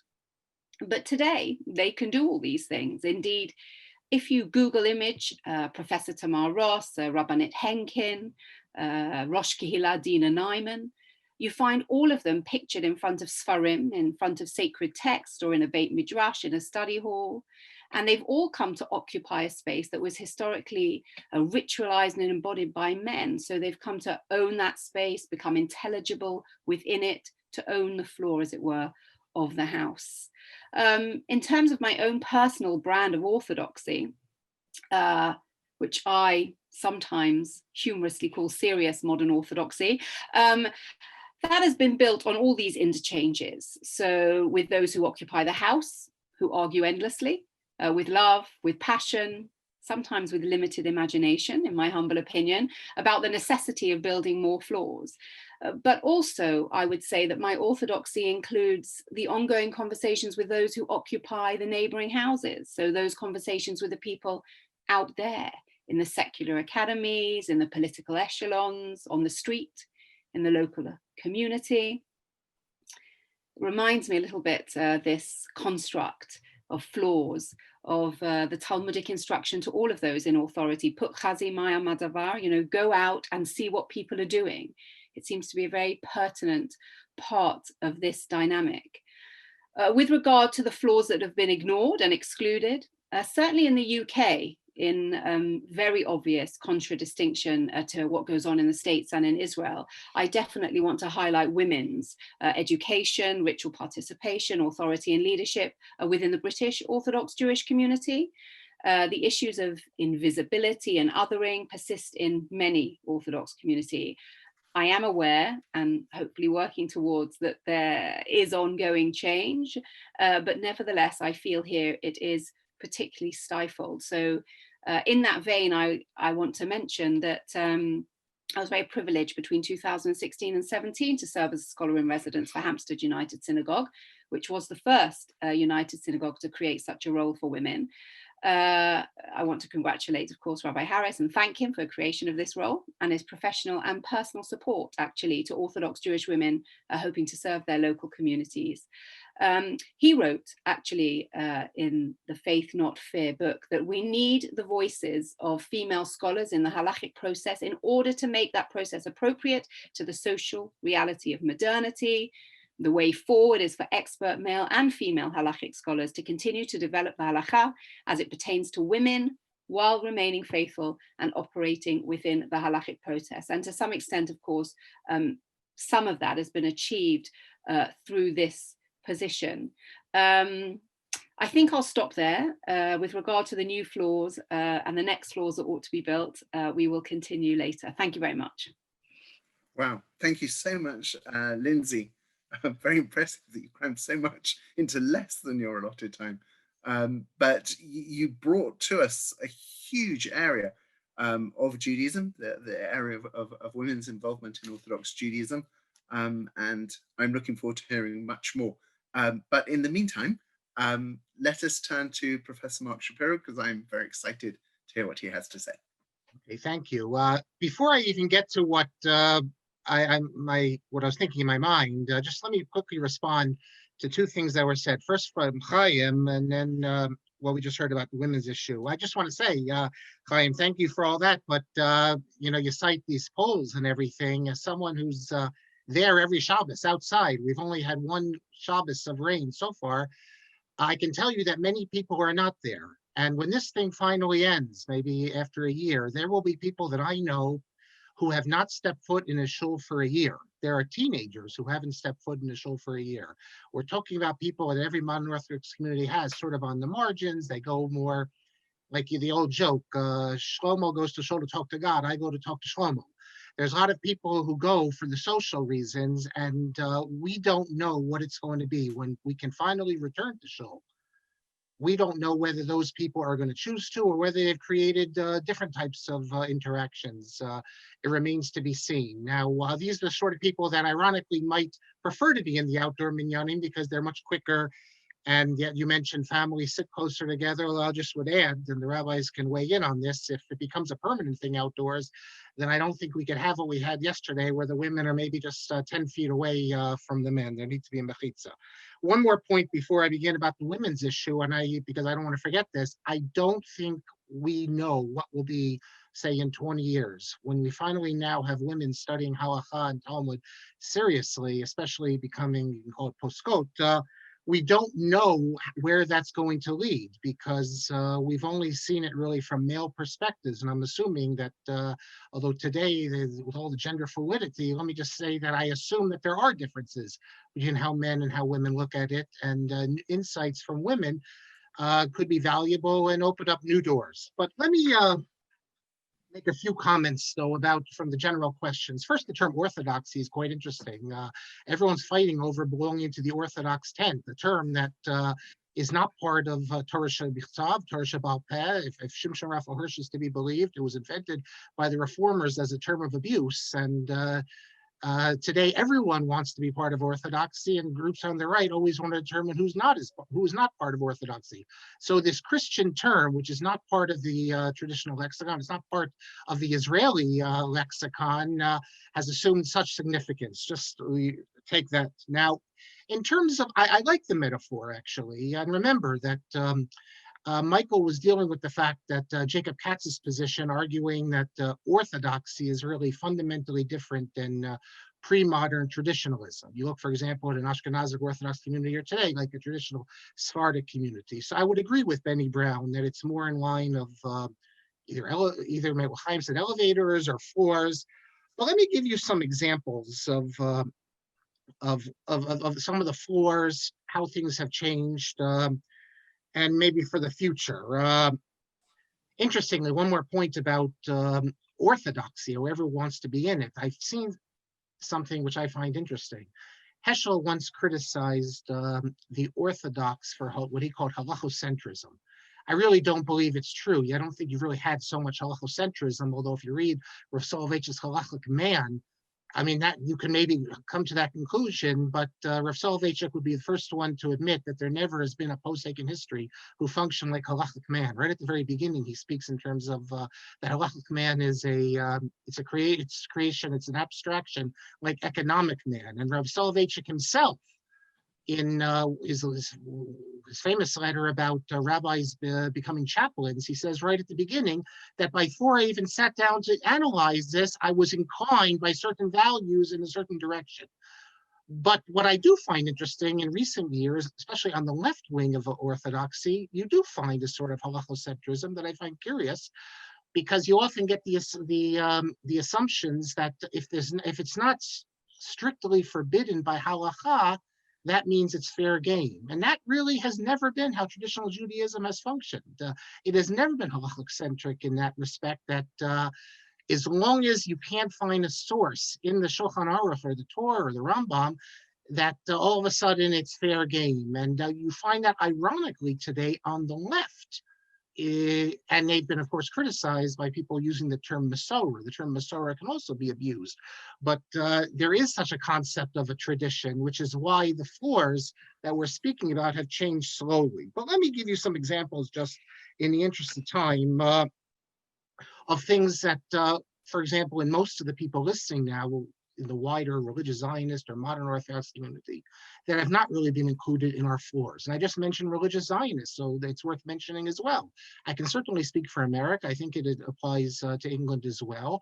I don't know if one can be a member of a modern Orthodox community. Certainly, I don't think you can be a rabbi without being a Zionist.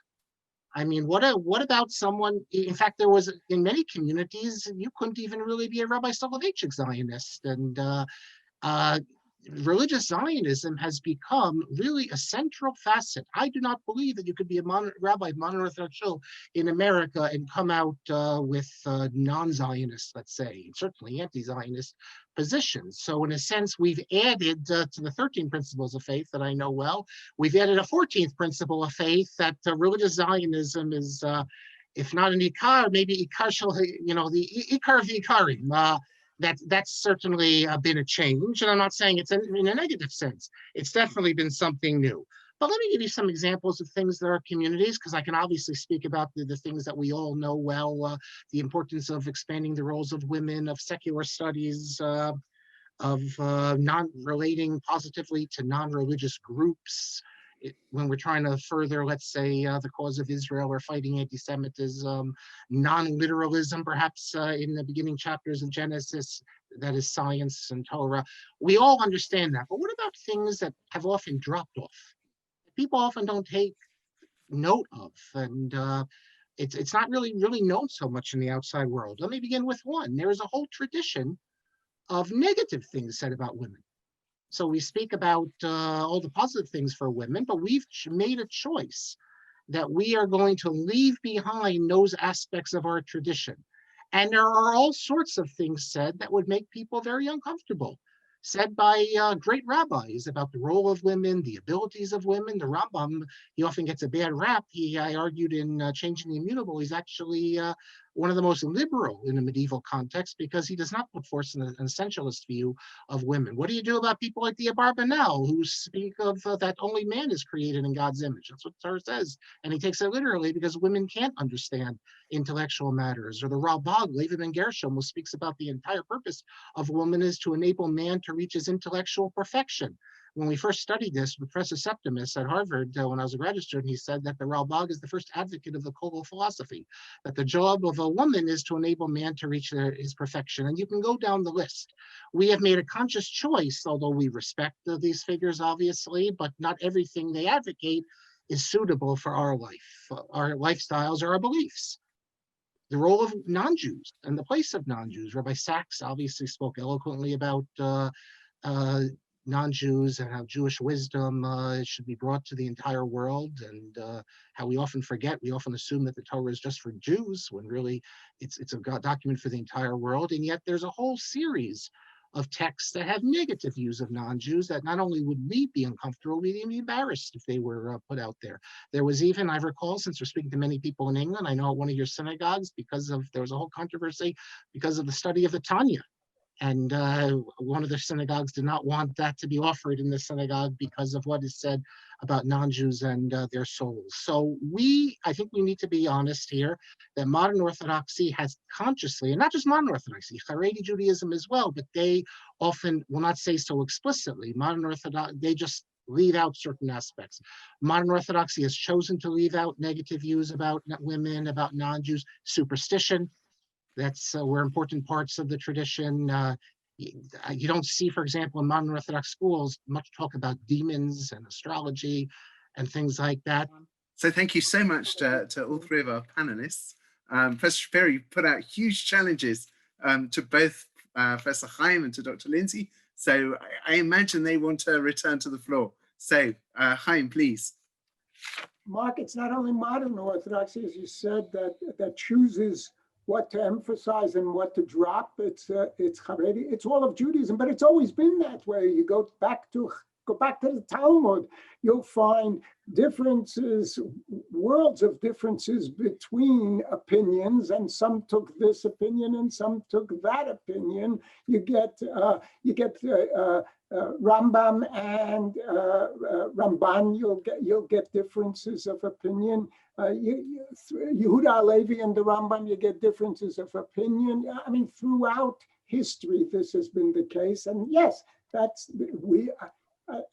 think we are what I called it social change and halachic evolution. We are changing. It's a religion that changes, although it's called Orthodox, which seems to say that it's static, but it's definitely not static. Chas v'shalom, it should be static because it would die if it was static. Okay, it is a living religion, and things change. And I agree with you that we select, and that's exactly what it is. Modern art, we represent something, and therefore we select what fits in with what we believe in. If it has, again, I go back again, if it has a halachic basis. Now that doesn't mean that everybody in halacha agrees with it, but it does have a firm halachic basis. Lindsay mentioned women learning and women rabbis, which is something I had meant to touch on.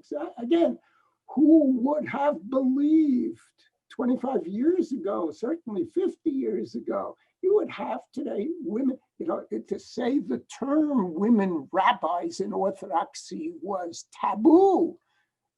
And today you have women rabbis, and what's the big deal?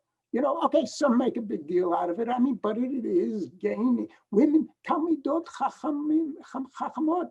I mean, go to Beit Midrash of Migdal Oz, and you will find there scholars in Talmud who can challenge scholars in halacha in almost any other place. You go Midrash at Lindenbaum, this is part of the development, yes, because that's exactly what, as I said, it's modern Orthodoxy. It is modern. It does take into account what is developing in the modern world, and it roots it in halachic basis, tradition.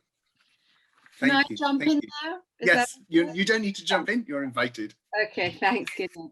So, I mean, with regard in that light to what Professor Chaim just said, Chaim, thank you, Chaim. I mean, there's so much to say about the concept of location and situation, which I kind of felt that the house of floors metaphor, needed that expansion. I recall when I was scholar in residence with Rabbi Michael, we had a panel. I think it was something, is knowledge power, something like that. And we spoke of Rabbi Yehuda Henkin, who says that the role and place of, I've got it here, the role and place of women in both Jewish and everyday life have undergone changes in all sectors of Orthodoxy in the last century, including those that ostensibly reject any change. So even those communities, we're talking about the modern Orthodox communities, but even those communities with, again, more perhaps right-wing, traditional hopes and aspirations have seen enormous change. So the fact that there is change, I think, is, you know, undisputable. But I do have to question this issue, or not question, just highlight really being in the UK, given that this is, I think, to some extent where Rabbi Harris has stepped in, but where we really need to emphasize the point. You mentioned Midrashet Lindenbaum, Nishmat, and Migdal Oz, all these places of incredible learning that are in Israel, and the same could be said of the States, even Stern, of course, and Drisha and the Maharat program, whatever one's thoughts about it, they exist. Whereas here in the UK, we don't have, you know, anything approaching those deep, sophisticated institutions of learning for women. And I'm not here to say we do not have those centers of excellence. And for men. that's something we need to work extraordinarily hard on. Yes, sorry, Gideon, what were you going to say? No, I was just going to ask whether do we have them for men in Britain? Okay, that is an excellent question, but there are certainly smicha programs for men. So, for example, the Montefiore smicha program, you know, it didn't explicitly ever say it was for men. I know this because I let them know, and asked about whether the application was available for women too, which they let me know it wasn't. And I said, perhaps it would be a good idea to put that on your information. Anyway, but you know, there are opportunities for men to get smicha, but even more than that, if the men are able to study for smicha abroad, you know, often they go to Israel, as we know, and come back and can take their place in the community here. What place is there for women to take here in the UK as you know, as positions of clergy, rabbinic positions, educational positions, you know, with all the you know, respect and gratitude in the world, Rabbi Harris stands alone, right? There are no other female scholars in residence in the UK, as far as I'm aware, at this point. So although there is a profound change, it is a change in one synagogue that has not then, you know, been spread out to the other United synagogues. And again, it's a position for a year, not a complaint, but what about, you know, 10 years, 20, 25 years, you know, where are those positions? So that is something I think with regard to the floors that need to be built, you know, I look forward to. Okay, thank you. Thank you. I think there have been some developments on the Marinot program, perhaps, but I like to defend England because my heart's still there a little bit. But the Chief Rabbi has instituted the Marinot program, bringing scholars into communities. Finchley has a... Can I jump in? Yoetze Halacha, yeah, Finchley does have a Yoetze Halacha, but if you ask the US rabbis what a Yoetze Halacha is, yeah, okay, carry on. Let me just jump in, and I have to say that I think Chaim's been living in Israel a little too long, because he said that women rabbis, what's the big deal? Let me tell you how it is over here, Chaim. You knew, but you've forgotten because you're living in a new environment where things, and that's also part of the story, how Israel develops very differently than America. And this whole series of institutes, and my daughter, by the way, is right now at Lindenbaum, so I know it well. But if you go to the Lindenbaum's website, you'll see the teachers described as rabbanit. Now, what is a rabbanit? A rabbanit is one who teaches Torah. It's not, but it's not like, as far as I know, unless you went to Machon Harel or some Midrashet or something like that, they're not actually given any sort of ordination. But it's a title, and it's important, I guess, for women to have titles. This title, which just represents knowledge, and it's not a new title, but incidentally, if you look in the Chidah, Chaim Yosef David Azulai has a work called Shem HaGdolim, where he lists all the great rabbis, and he has a section there, Rabbanit, and he doesn't mean Rebbitzin. What he means there is female rabbis, and he lists a number of Talmudic scholars who are women. But the term is completely verboten in the United States. In fact, I can tell you, I know for a fact, a school that I'm associated with, a woman wanted to be hired to use the title, and she was told no. We know that in America, Yeshiva University, they took out an ad in last week's Jewish Link, and they have the great rabbis there, and then the women, they have to call them professors. So here you're using, these are people, they're not academics, they're teaching Torah, but they can't even give them a title. So there's such a sense in the United States, and that has to do with the role of centrism and rabbis, and there's a great, so the idea that women rabbis, well, it doesn't mean anything. The gauntlet has been thrown down in the United States. We don't know where it's going to go, but no modern Orthodox synagogue associated with the OU can have anyone who they refer to by any rabbinic title, Rabbi, Marat, Rabbanit, make up any title you want. So Israel is either way ahead or way behind if you're looking at it l'shvach or l'ganai, depending on your perspective. But what goes on in Israel is completely different than what's going on in America, and I dare say in England as well.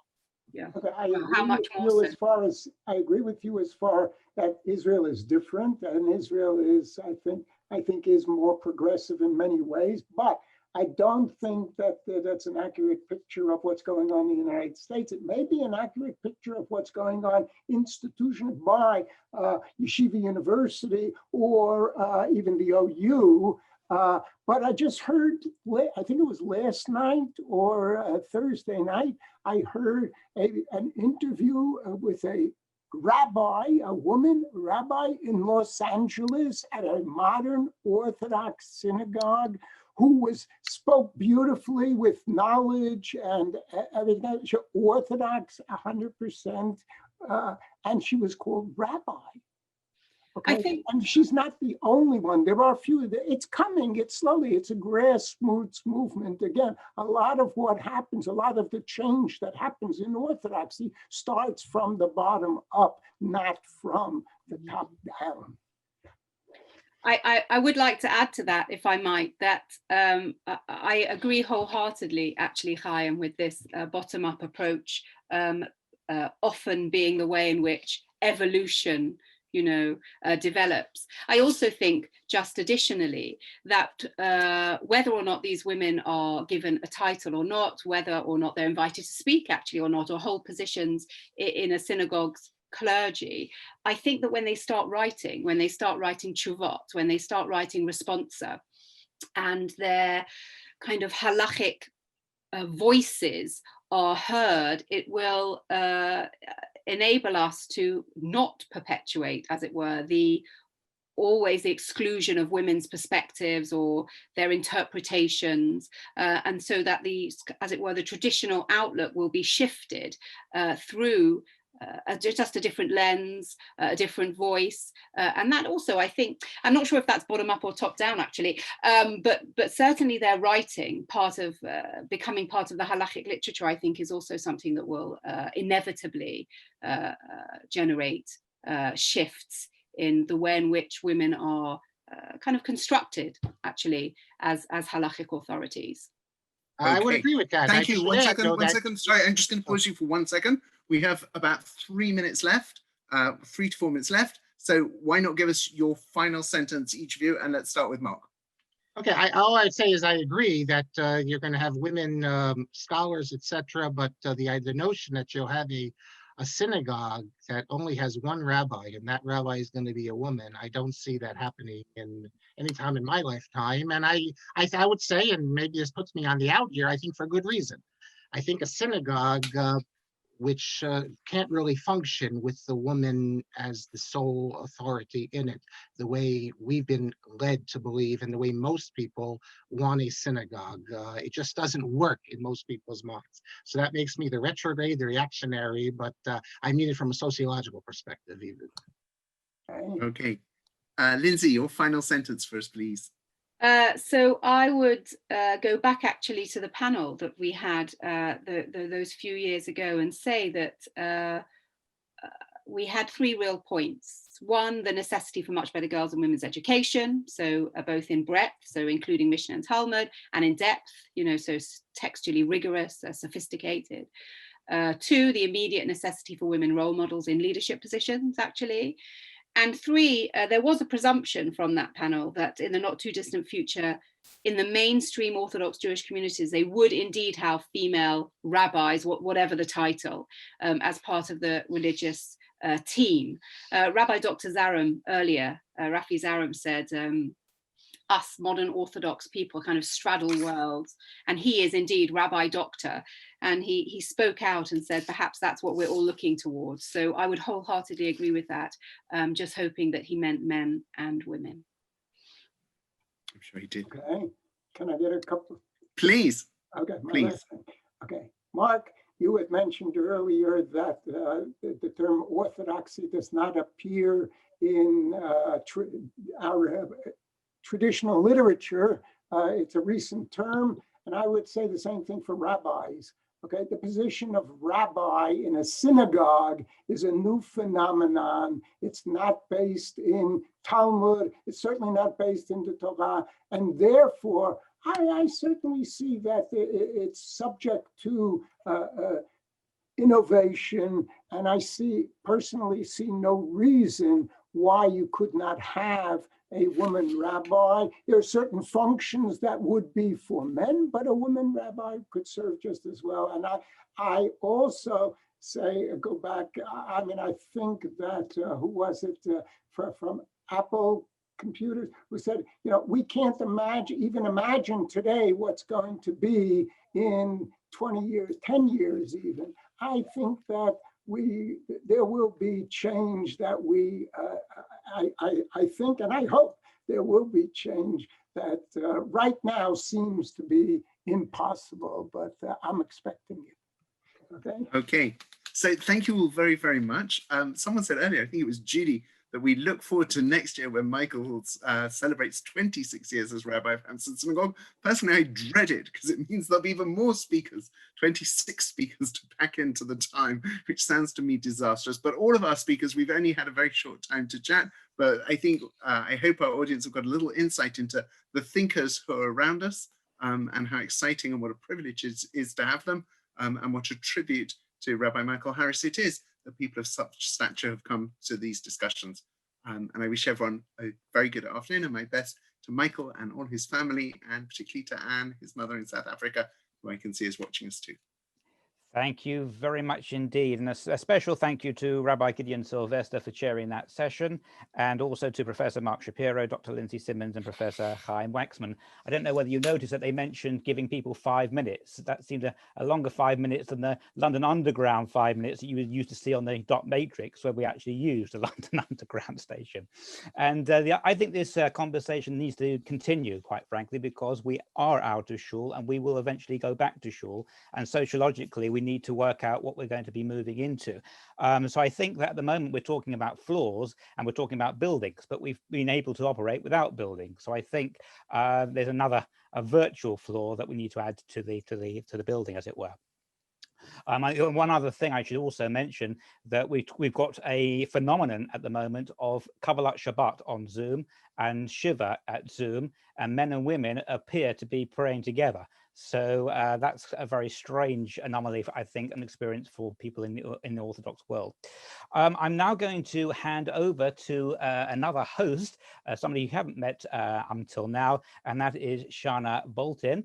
And she's going to convene the next session, which is, what does Maimonides say to us today? So over to you, Shana.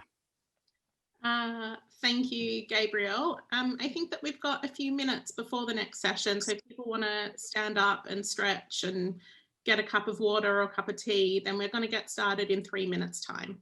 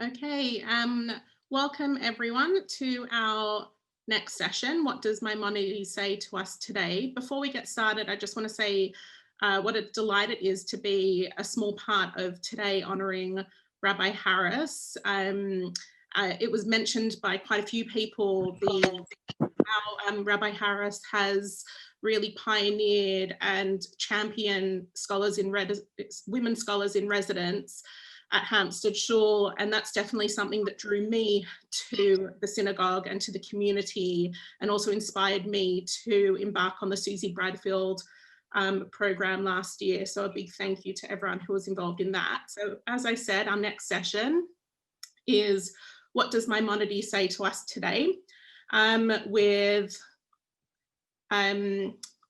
Professor Lawrence Kaplan, Professor Menachem Kellner, and Professor Daniel Reinhold. So Professor Lawrence Kaplan is Professor of Rabbinics and Jewish Philosophy in the Department of Jewish Studies at McGill University in Montreal, where he's taught for over 40 years. He received his rabbinic ordination from YU and his PhD in intellectual Jewish history from Harvard University. He's an expert in both medieval and modern intellectual history. He's published widely, both in both popular and secular journals, scholarly journals. He's known for his translation from the Hebrew of Rabbi Soloveitchik's classic essay, Halachic Man, and more recently he edited Rabbi Soloveitchik's lecture notes on the Guide of the Perplexed under the title Maimonides, Philosophy and Halacha. Rabbi Harris is a long-term admirer ever since reading Professor Kaplan's translation of Halachic Man as a graduate student. Professor Kaplan was also the scholar in residence in Hampstead for a memorable Shavuot several years ago. Next up, Professor Menachem Kellner. He's chair of the Department of Philosophy and Jewish Thought at Shalom College in Jerusalem, and Wolfson Professor Emeritus of Jewish Thought at the University of Haifa.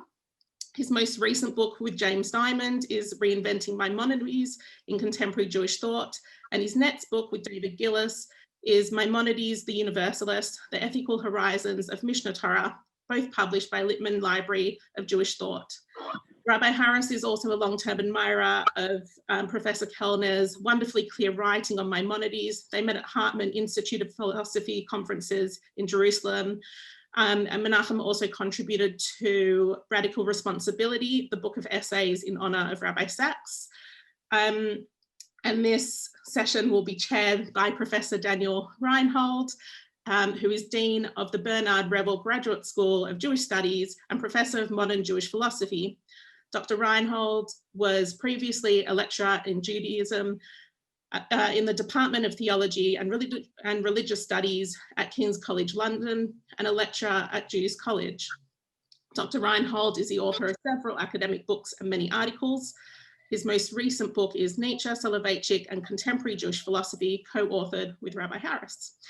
They have been friends for many years, and as well as the book just mentioned, they co-edited Radical Responsibility, the book of essays in honor of Rabbi Sachs, together with Tamara Wright. Thank you, Shana. Good morning from New Jersey.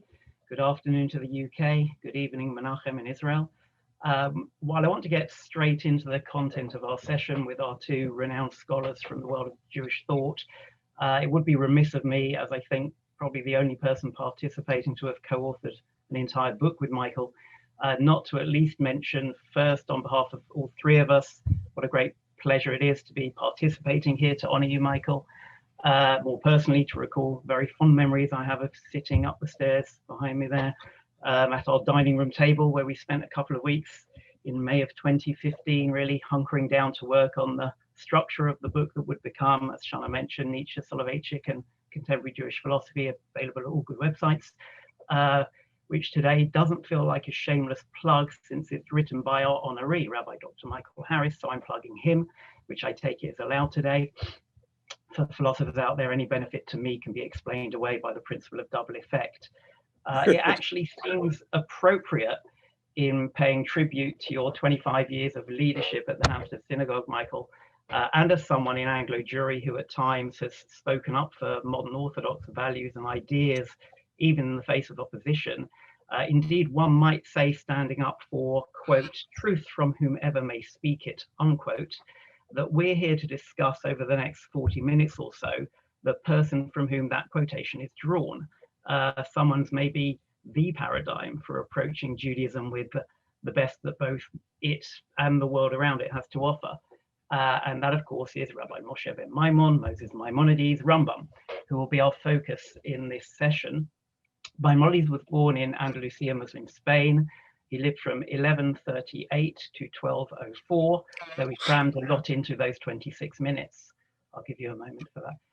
And was most famously the author of what remains to this day the most comprehensive code of Jewish law, the Mishneh Torah in Hebrew, and the most influential work of Jewish philosophy, the Guide of the Perplexed, in Judeo-Arabic. So I'd like to kick off this conversation by asking you both, Menachem and Lawrence, over 800 years later, is it still worth studying Maimonides' philosophical work at all? If I can begin with you, Menachem. I'm very, very pleased to be here. My wife sends special regards to Rabbi Harris, and he can explain what that means. And I would feel remiss if I didn't say how honored I am to be part of a day honoring Michael Harris, and also how sad I am to be part of a day in which Rabbi Jonathan Sachs is missing. I have 5 minutes to tell you why we need Rambam today, and I plan to do it in those 5 minutes. There are a number of reasons that without Rambam, Judaism today would look extraordinarily different. I'm going to speak more about his Jewish side than his strictly philosophical side, but Lawrence will take care, I'm sure, of the philosophical side. Without Rambam, it would be hard to justify in the face of so many texts the idea that all human beings are actually created equal.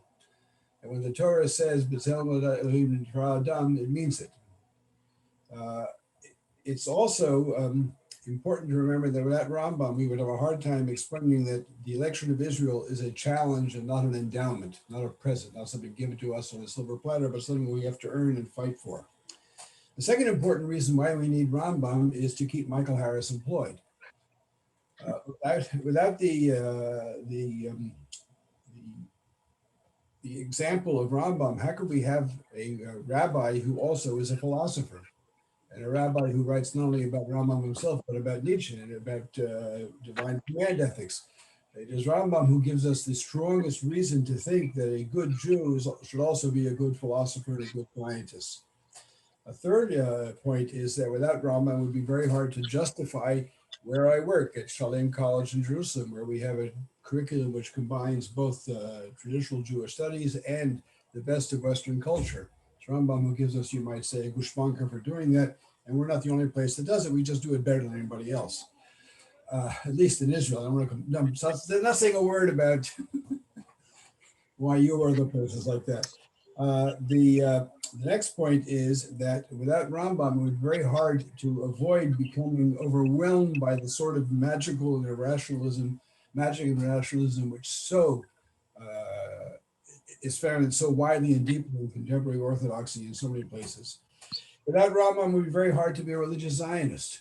We heard before that religious Zionism is part and parcel of modern Orthodoxy. It's Rambam that makes it possible by his understanding of Zionism, Messianism, as a natural process that occurs without benefit of miracles within the world as we know it. 2 more points. I've written a whole book to attack Rambam on this point, but it has to be said, without Rambam, there would be no Orthodoxy. He is the first and most important figure to define a Jew as someone who accepts certain doctrines, orthos, doxos, straight or correct doctrines. So if you want to call yourselves modern Orthodox, you should be indebted to Rambam for that aspect of his thought. And last, although I'll contradict this in a few minutes, Rambam is one of the few people who is a philosophical feminist, not a social or halachic feminist, but a philosophical feminist. We heard before how Ralbag and Abravanel had doubts about whether women are actually fully created in the image of God. It is Rambam who enables us to say that, yes, Judaism believes that women are also human beings. Okay, that was 4 minutes. Thank you, Menachem. Lawrence, can I put the same question to you, please? So like all the participants in the conference, it's truly a pleasure and privilege to take part in this wonderful and much deserved tribute to Rabbi Harris. I was already scooped, but let me thank Rabbi Harris on a personal level for graciously hosting me a number of years ago as a scholar in residence on Shvuot. And with reference to this particular session, of course, Rabbi Harris, both in his teachings and exemplifies the Maimonidean tradition and spirit in our contemporary world. So in seeking to answer the question of how Maimonides speaks to us today, I want to emphasize his rationalism, not in the sense of, say, his proofs for the existence, unity, and corporeality of God, but first, negatively, his rejection of magic and theurgy. Second, also negatively, he's downplaying the centrality of obedience to God as the main religious virtue, though, of course, he does make room for, indeed insists upon the observance of the mitzvot. And it's also downplaying, stressing God's mysterious nature, though, as I will show, he makes room for that as well at a certain moment in the religious life. But, and this is my main point, positively, Maimonides' rationalism expresses itself in his emphasis on the central religious significance of understanding God's wisdom as manifest in the Torah and mitzvot and in the cosmos. And for the Rambam, this religious understanding is not some cold and abstract affair, but leads to the passionate love of God. The Rambam stresses this, both relationship to discerning the wisdom in terms of God's mitzvot, that's in the Sefer HaMitzvot.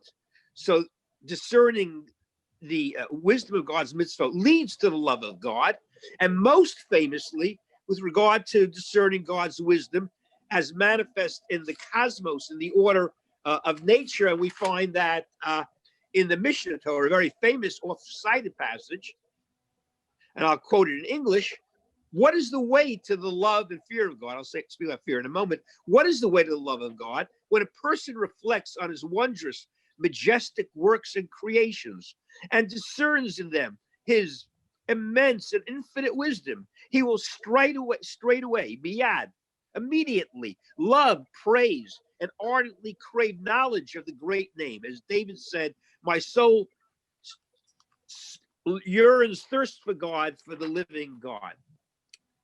But while the Rambam emphasizes the central importance of understanding, he also stresses the need to appreciate the limits of understanding. That leads to humility, and most important, to yirah, fear, or a reverence of God. Again, to return to the laws of the foundations of the Torah, after the Rambam speaks about craving knowledge of God, he says, I'm quoting, yet on considering these very things, he will straightway recoil in fear, knowing he is but a paltry, lowly, and dim creature, biryak, tanash, shvela, afela, who stands with paltry knowledge before the one God who is perfect in knowledge. That is to say, the desire for understanding God's wisdom runs up against its limits. No matter how much I understand, it's just a drop in the bucket, or better, a drop in the vast, unending sea of God's wisdom. So here there is room for mystery, but not mystery to begin with.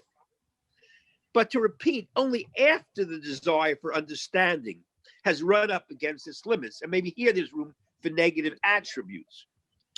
This is why, for the Rambam, love has to precede fear. The quest for understanding has to come before the awareness of the limits of understanding. The point is that for the Rambam, both the quest for an attainment of understanding and the awareness of the limits of understanding give rise to the love and fear of God. And though these commandments are, as the Rambam says, intellectual ones, nevertheless, for the Rambam, these are powerful religious experiences. To use Rav Soloveitchik's term, it's intellectual, but it's the pathos of intellect. Indeed, as the Rambam states in Guide 351, the understanding of God's wisdom leads not just to ahava, not just to love, but to cheshek, passionate desire for God, focus on God, which takes on a distinctly experiential, mystical tinge. And here we can say the walls, the barriers between philosophy, intellectual understanding, and mystical experience break down. And this view of the Rambam, sort of situating it, let's say, as opposed to a view which has much influence today, say to that of Yehuda HaLevi, who says that only a powerful visionary experience can give rise to the love and fear of God. Now, if I could just conclude by showing how the Rambam's emphasis on the purpose and rationality of the mitzvot as reflecting God's wisdom speaks to, or perhaps against, the present moment. I read just the other day on Facebook a post by a very learned and articulate rabbi, proudly self-declared critic of the Rambam. So this rabbi writes, and I'm quoting, "It should not surprise us if we sometimes find prohibitions in halakha which don't comport with our notion of reason. The divine will may be illogical. It is in fact illogical. Logic is a human attribute, and applying it to God really borders on anthropomorphism." So this is this contemporary rabbi. And this is amazing because we have in the Rambam's Guide 331 a passage which speaks about people 800 years ago who said exactly the same thing. I'm going to quote the Rambam. These people believe that if the commandments were useful and had been given to us for a reason, it would be as if they derived from the reflection and the understanding of some intelligent being. If, however, there's a reason, if there's a thing for which the intellect cannot find any meaning, then it must, if it's not useful, it must indubitably come from God, for the reflection of man would not lead to such a thing. Of course, for the Rambam, it's the exact opposite. It's the exact opposite. Reason, illogic is not above logic, it's below logic. And God, and the true proof, indication of divine nature of the law is its rationality, its purpose, its contribution to human perfection. Thank you, both for those answers. I probably add, and it brings a theme that you both touched on together, one maybe slightly more meta reason. Admittedly, it's partly autobiographical, but I think it has a more general application. I was educated at a Jewish school where, I did fine, but ironically not in Jewish studies. And it was never a practical problem with Jewish observance or anything. But it was with being told to believe things, theological things that I couldn't possibly believe. For example, I'll never forget once being told about the world to come and reward and punishment, and what it was going to be was that we were going to sit there and watch a movie, a video. It was actually a video of our lives, and that would be what it was like. And immediately I thought, that doesn't sound right, right? Where's that from?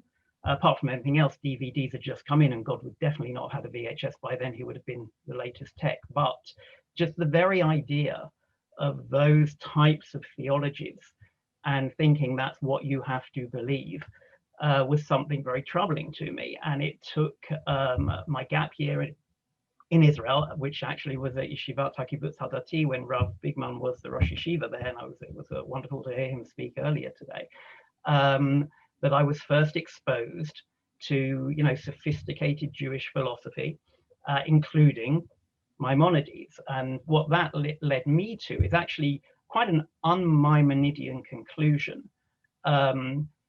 Many of his philosophical views are certainly very, very far from the Orthodox mainstream views on a number of issues. Nonetheless, he's also lauded by people as a great authority in Orthodoxy. So what that yields for me is that one could believe things regarding theological issues that maybe weren't standard and mainstream, but yet had real pedigree amongst great religious authorities. And that really was very important. And it led, as I say, to something that's quite un-Maimonidean, because it leads to a type of pluralism in Jewish thought whereby there are different theologies that one can use or have in the background or as a scaffolding for the very same Jewish practices.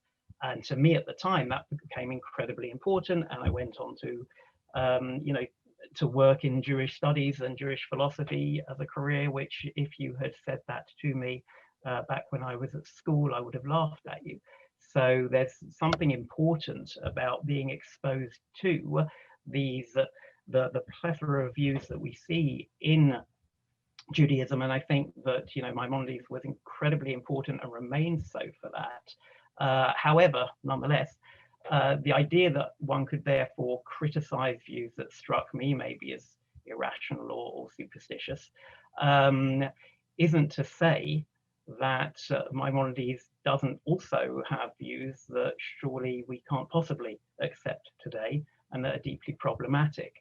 So we started off with why we should study Maimonides. What can't we study from Maimonides, or what should we be jettisoning maybe? And Lawrence, if I can start with you on that one, maybe. Yeah, Maimonides' elitism is a real problem. I'm teaching now Maimonides last week in class on Zoom. And I mean, there's one student that actually, you see these students in boxes, so they don't quite have real presence, but I could see the students' distress actually in speaking about Maimonides' elitism and also about women. And there, I had a sort of chatzi nechama. I could comfort her a bit that it's bad, but compared to Ralbag or Abarbanel, it's much better. At least women in potential have the ability to study. But leaving out, I think the issue of the misogyny is the least of the issues. I think the issue of the intellectual elitism. So I think the basic idea of what I spoke about, the Torah's rationality and its purpose in terms of creating people and giving people perfection. But I think the Rambam's maybe idea is too narrow, that the only type of perfection is intellectual perfection. So what do you have to do with the people who may not be oriented? So already in the Rambam, I mean, some people interpret Herman Cohn, Rav Soloveitchik, that it's also not just intellectual, it's also moral, moral virtue, moral excellence is important. If it's not what the Rambam means, we should update it to include it.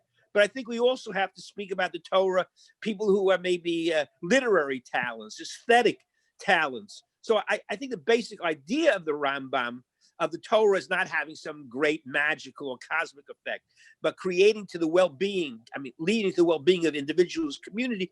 That's true. I just think we have to broaden the idea of what we mean by well-being to leave room for the different talents that people have. Menachem, same question to you. Sure. Well, am I speaking? You are indeed. You hear me? Fine. Not only are you speaking, we can hear you. Yeah. I clearly agree with what Larry just said. I think it's a very important point. So much so that many years ago, my wife was very angry with me for things that I taught her about Rambam. So to get her off my back, I put a list of Rambam's mistakes in our refrigerator so she was mad at him and not at me. And intellectual elitism led the list.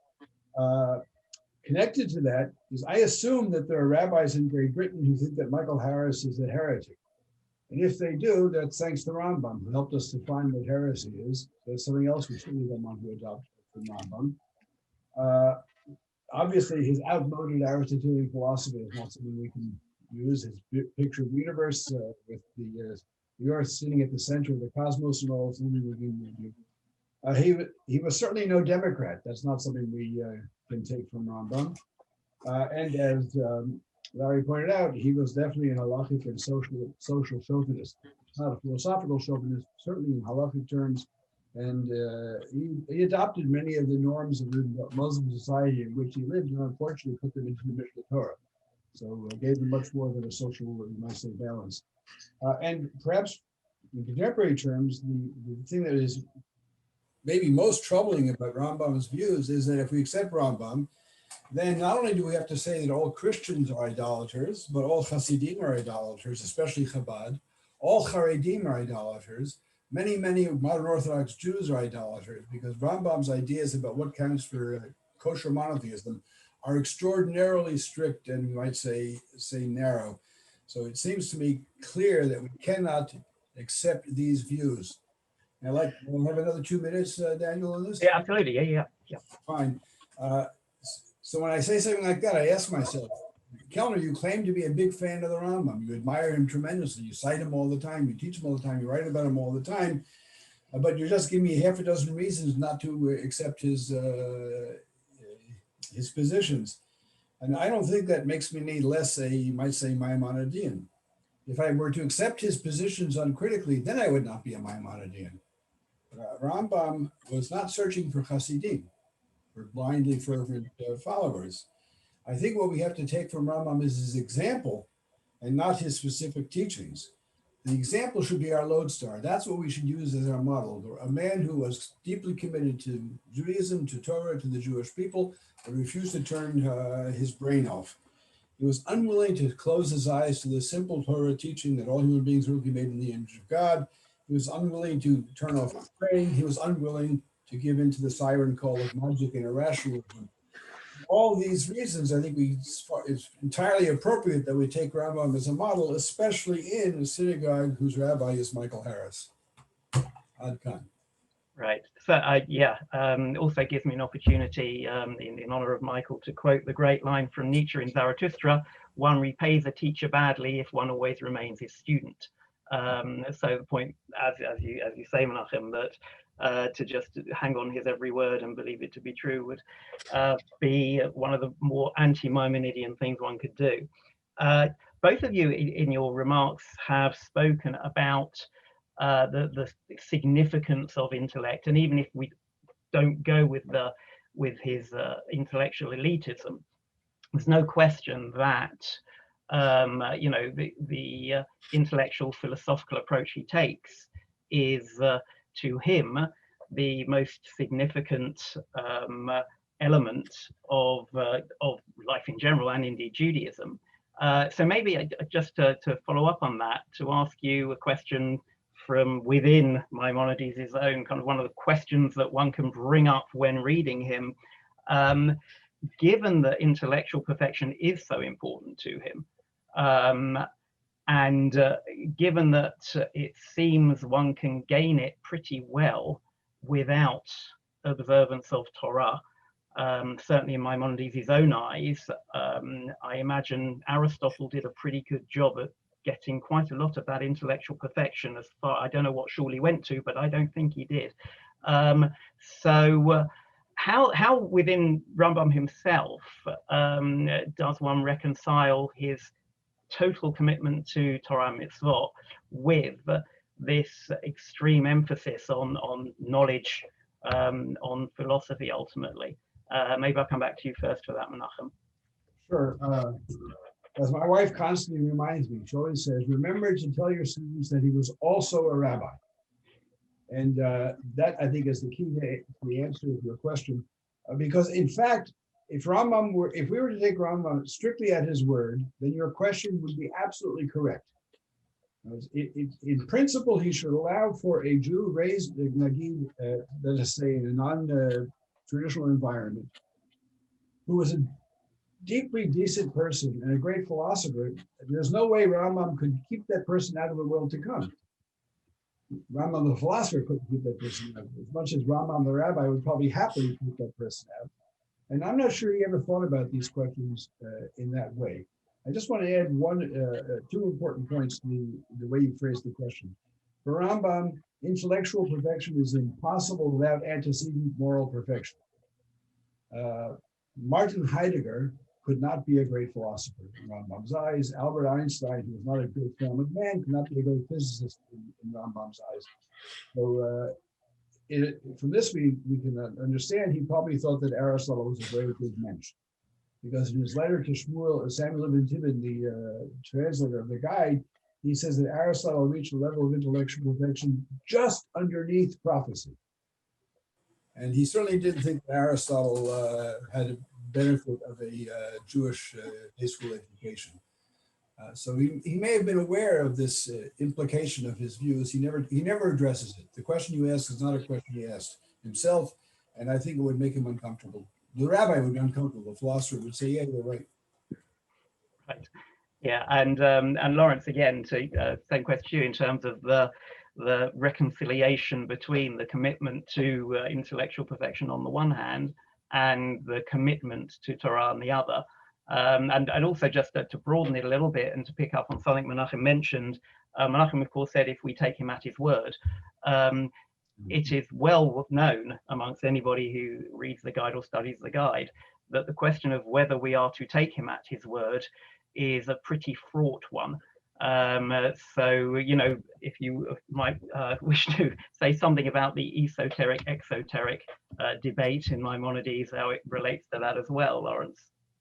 Well, yeah, if you'll give me a few hours, I'd be happy to give a full discussion.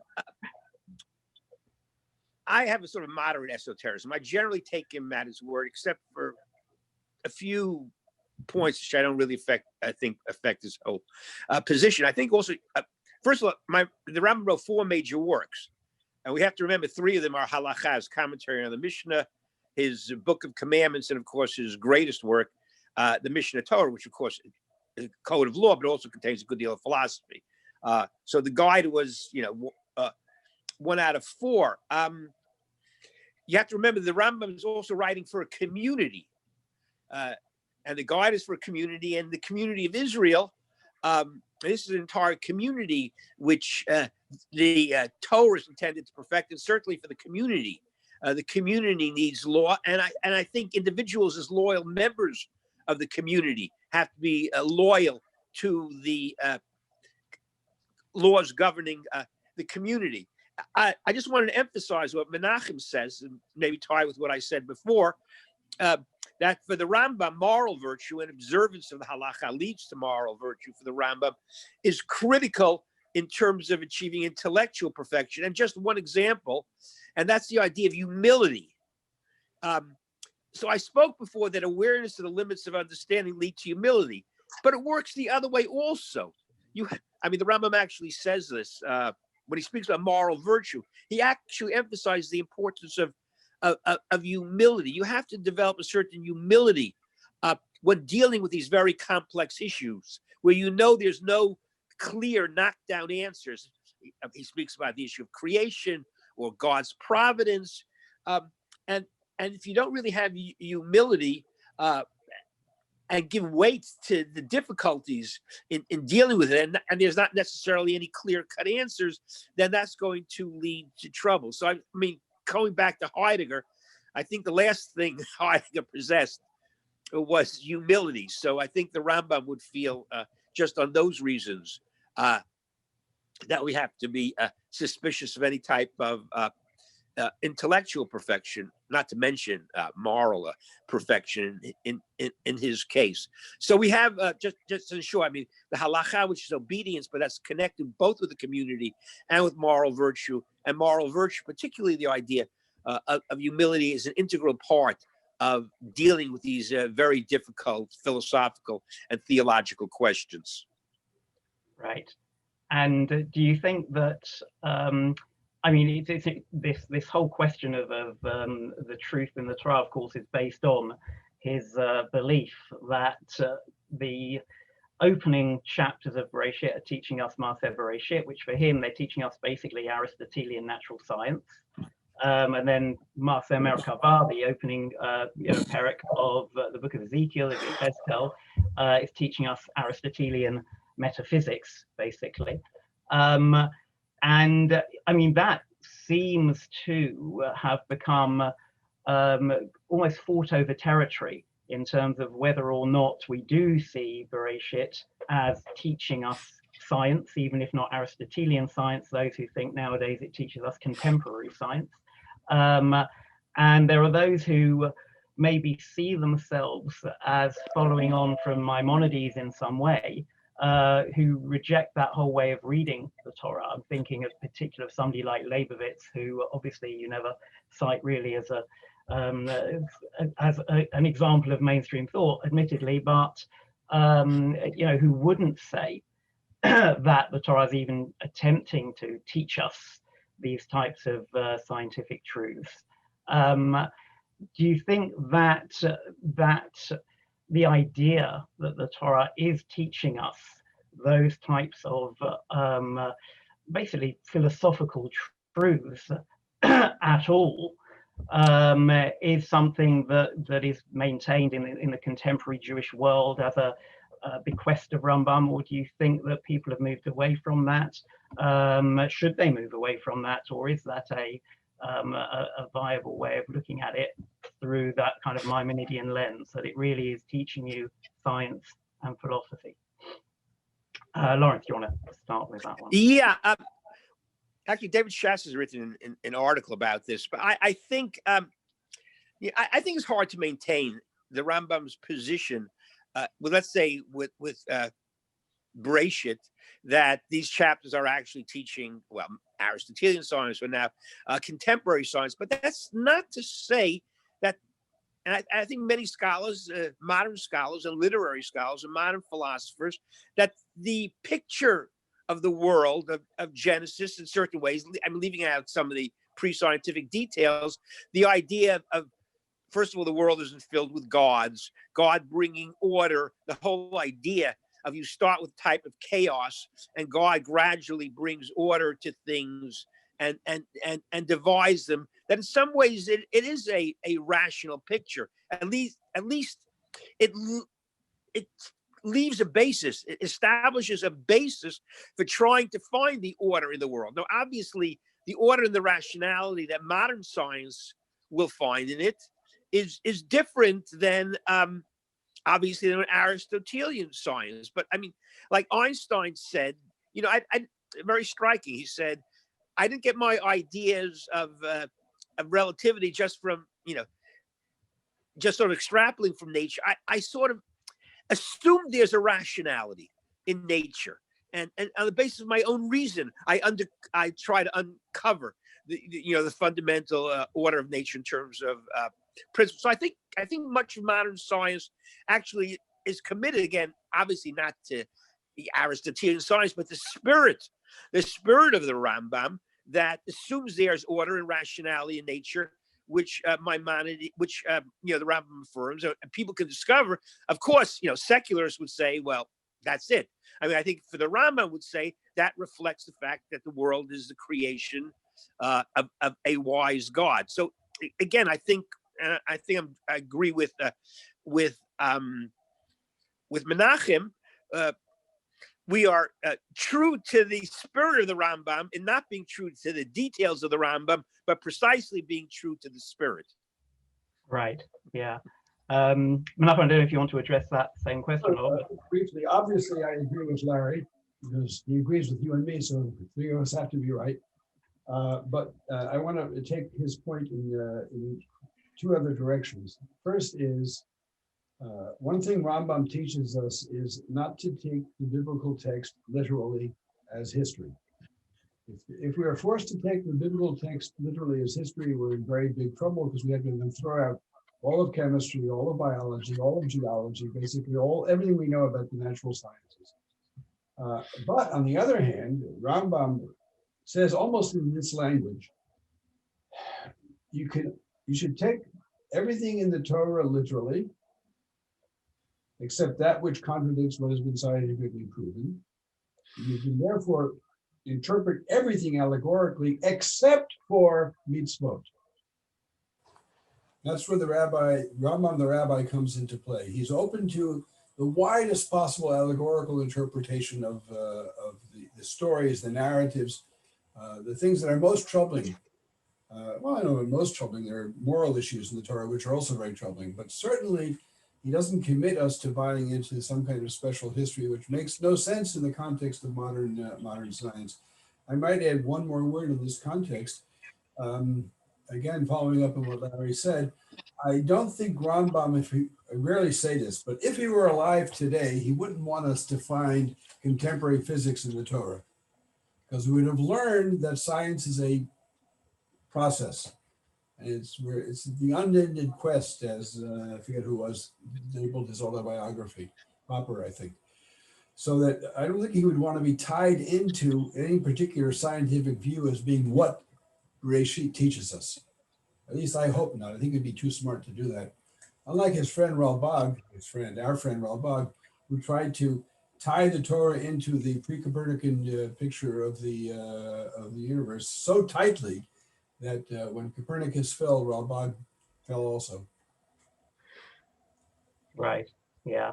I mean, I think if we're looking at I guess one of the big changes in modern or certainly contemporary Jewish thought, going back, in comparison to medieval Jewish thought, one of the themes that we've been talking about during this session has been, this very strong rationalism and commitment to reason.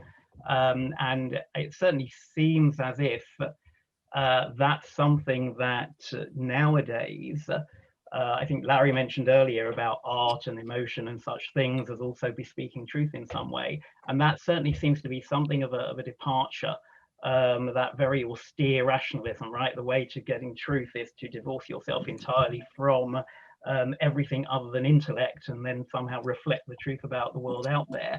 That's something that certainly in contemporary thought, I think we've moved away from quite, to quite some degree.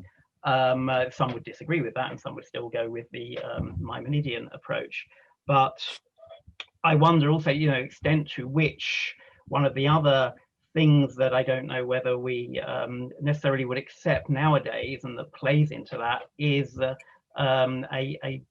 quite a large degree of asceticism in Maimonides, a kind of, denigration of the senses and this world, which maybe is another big departure, where you have the emphasis on reason and truth at the expense of everything else, as maybe a big difference between then and now.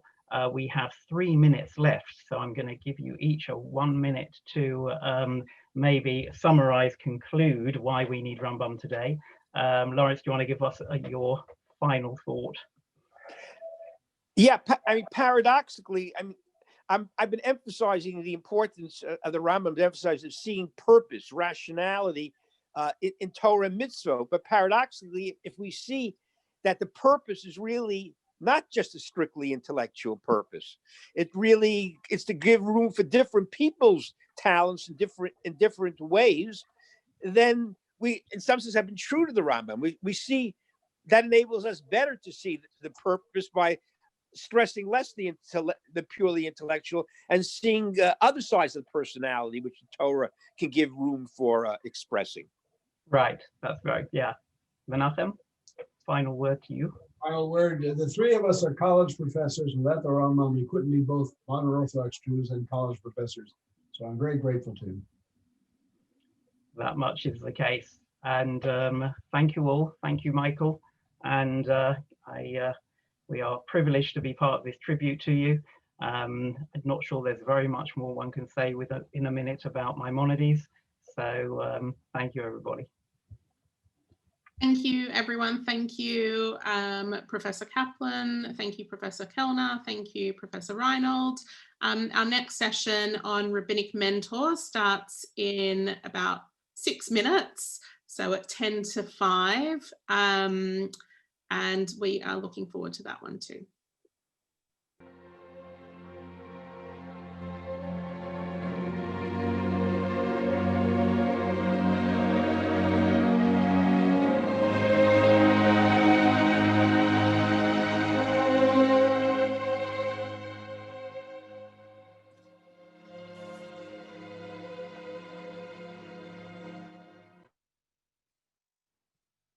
And welcome back.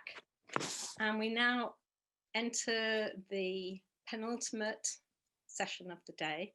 And we're actually going to hear from the man for whom this day has been organised.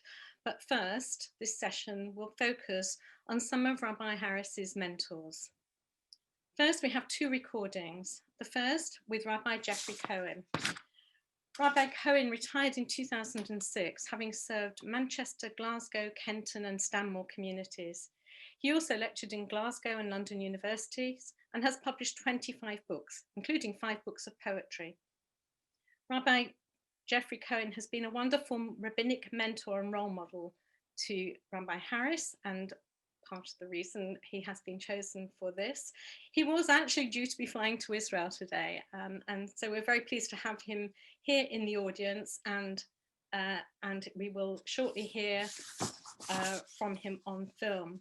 We will then follow that with a conversation that was really recently recorded with Rabbi Dr. Avram Levy. Rabbi Levy is the emeritus spiritual head of the Spanish and Portuguese Jewish congregation in London. He's the honorary principal of the Judith Lady Montefiore College. He took his BA degree at Jews College and his doctorate at University College. Ever an educational innovator, he founded the Young Jewish Leadership Institute, which served as the model for many of the adult educational programs current today. And then he went on to create the flourishing Naima Jewish Preparatory School, as well as creating Smicha and Dayanut programs at the Montefiore Kollel. He and Michael have very long-standing family connections. Michael's fathers, Rifon Lafaha and Rabbi Levy, studied together at Jews College and worked closely together. The Dayanut program that Michael is actually studying on at the moment was the brainchild of Rabbi Levy. Roy, if we could now play the films, thank you.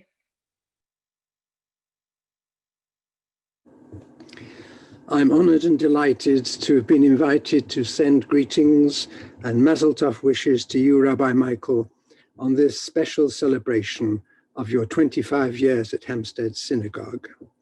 Having myself spent over 45 years in the UK rabbinate, I'm well placed to appreciate not just the professional skills, but perhaps even more importantly, the qualities of patience and tolerance, good humour, and mental, physical, and emotional fortitude that this most demanding calling requires. Indeed, calling is the most accurate description of a profession that demands of its practitioners that they be on call at all times of the day and night. It takes most community rabbis all their time and energy not just to adequately attend to their burden of duties and to prepare their weekly sermon and shiurim, but in addition to their family commitments, to find the time to read the daily newspaper and perhaps dip into the odd book. To continue to make one's mark, however, as a lecturer and academic, with a steady flow of books, learned books and articles, as you have done, is a truly impressive achievement. Having been a friend, fellow student and colleague of your late and much lamented father, Rabbi Cyril, Zichrono Livracha, who, like your dear mother Anne, was blessed with a superabundance of elan, of intellectual capacity, creative energy, and leadership qualities, with which they both enriched the British and South African communities. It's not surprising that you, Rabbi Michael, have inherited such abilities, enabling you to achieve so very much, to contribute so significantly, and to earn the love and respect of your entire community. The latter not just for your learning, but primarily for your qualities of heart, for your sensitivity, for your courteousness. Ashrei hakehila sheyesh la rav kamocha. Happy the community to have a rabbi like you. May you and your community go from strength to strength. I wish you good health, happiness, and length of years. And I hope that you, Judith, and your dear family thoroughly enjoy this day of learning and of well-earned tribute. Thank you. I'm very pleased and privileged to have with me Rabbi Dr. Abraham Levy, who is a real role model and a mentor. Rabbi Dr. Levy was the rabbinic leader of the Spanish and Portuguese congregation here in London for many, many years, and has a host of other achievements to his name. Rabbi Levy, what I'd like to do, if I may, is ask you about the stages in which you so wonderfully developed the Sephardic, the Spanish and Portuguese community over many years, and the institutions that you've built, which have been so successful. When you first came to the Spanish and Portuguese synagogue, can I ask you what year was it when you began as a rabbi? Oh, I was appointed as a rabbi when in 1962, but already for a few years earlier, I was a student rabbi since I left Carmel College many, many years ago. Right. So it was a long, long stint of many decades. Yes, I have been involved with the Spanish and Portuguese congregation for over 60 years. Right, that's amazing. That's an amazing period of time. And I know that one of the early initiatives you began was called the Young Jewish Leadership Initiative. Can you tell us a bit about that? That was the first attempt in Anglo-Jewry to teach Jewish studies to university people. We made an agreement with the Hebrew University, and they would send professors to London to lecture on different Jewish subjects. And we also found some of ours to appoint, and one of the first people we appointed was a young man who was in his very late 20s, not even 30, a cult then Rabbi Jonathan Sachs. And not surprisingly, he was the most popular lecturer of all the professors that were sent to Israel from us. We studied at a high level, and then in the summer, we would all go to Mazdov House in the Hebrew University, where we would spend a couple of weeks with intensive Jewish studies. And that became exceedingly successful, not least because of the contribution of Lord Sachs. And it went on for many years. But after that, there was a lot of people who were determined to do more adult education. And then I decided to do other things. The next most important thing was the starting of the Naima Jewish Preparatory School. Yes. What happened was that in 1664, that is just a few years after the Jews arrived in England in 1656, in 1664, the first thing they did was to start a Jewish school. It was called Sha'arei Tikva, the gates of hope, for there can be no hope without good Jewish education. In fact, that was 1664, and Bevis Mark Synagogue was only built in 1701. so you could see the preference they gave to Jewish education above the building of beautiful synagogues. So I decided that I had to build a school, a Sephardi Jewish school for Sephardim and Ashkenazim, with the ethos of the Spanish and Portuguese community, which was non-judgmental. In my school, anybody who is Jewish and wants to become a better Jew, he is a good Jew. And we bring them into the school, and parents know, quite a few of them who are not religious, that we are a religious school. And we will teach the children religion in as pleasant a way as possible. The result being that the children go home and start talking to their parents about religion, and then suddenly there is an interest of religion in the houses where these parents live. So that has been to me a great help, a great happiness. I think that is one of the most important things I have done. It's very interesting. You may not remember, you're too young, but when Bayswater Synagogue was pulled down in the late 70s, it had to be rebuilt in Maida Vale, and they built a synagogue of about 800 people. And there were nowhere near that amount of members. The members had taken the United Synagogue to court, and the court had forced them to build this synagogue.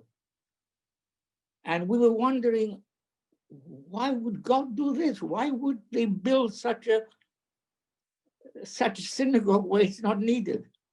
It was needed, because in 1983, I bought that building from the United Synagogue.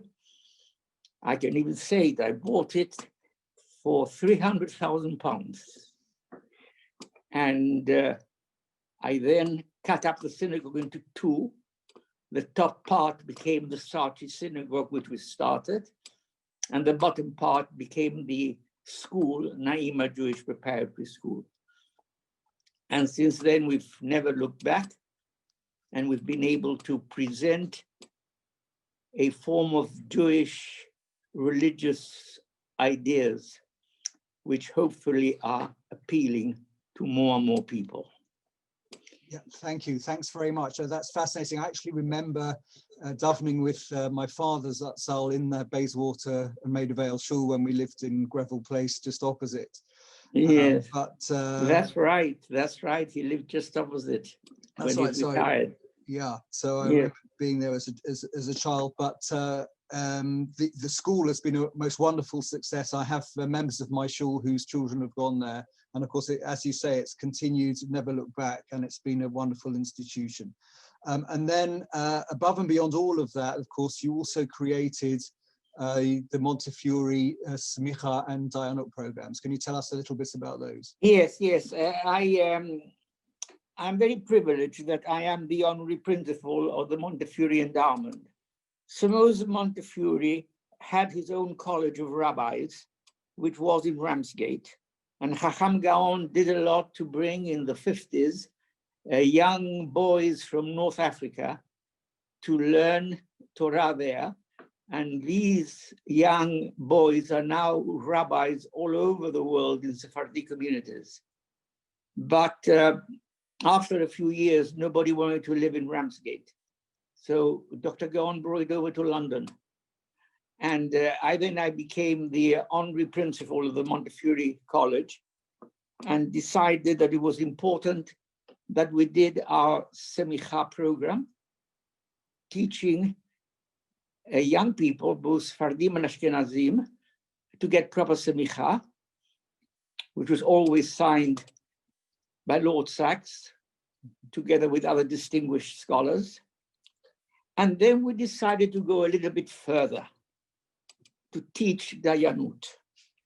To put it mildly, there were many people in the community who were very upset with me for wanting to start a Dayanut course. But I felt very strong, this is, you would know because you are a part of that course, that it is important that not only the very right wing are the people who are accepted as Dayanim, but that we must have the opportunity for the average rabbi in England, in United Synagogues and Spanish and Portuguese synagogues and other synagogues, to be able to become Dayanim, because I felt that they were much nearer to the community than were some of the representatives of the Bet Din, who normally had their own synagogues and were not part of the United Synagogue. And that, thank God, has gone exceedingly well, as you know.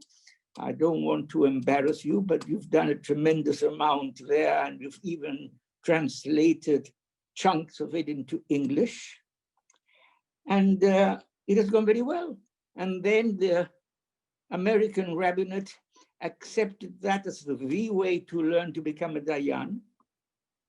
And now we have over 30 distinguished scholars from all over the world who are learning to become Dayanim under Eretz Chemda, a yeshiva which, unlike others, you can only go to the yeshiva when you have been to the Israeli army.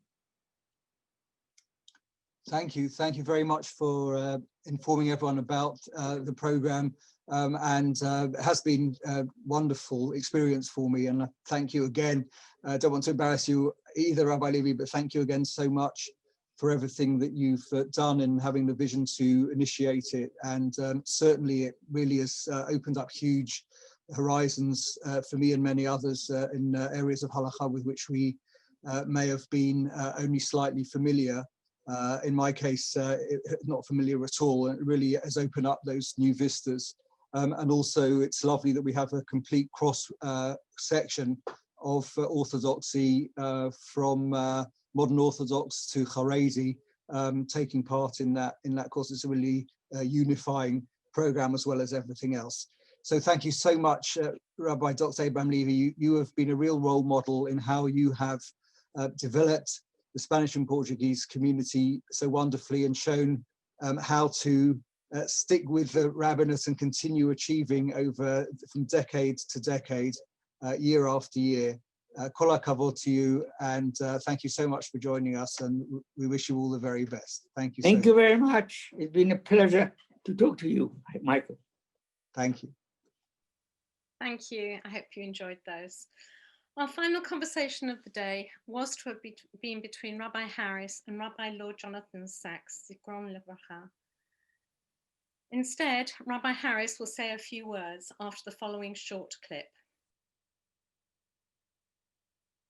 Finally, friends, once again, it's a great privilege and pleasure to begin tonight's service, and to do so by inviting Rabbi Lord Sachs to address us. Rabbi Sachs, you never fail to inspire not just us, but literally countless thousands of others across the globe, as a Mayan HaMitgaber, as an overflowing spring of the most elegant Torah teaching.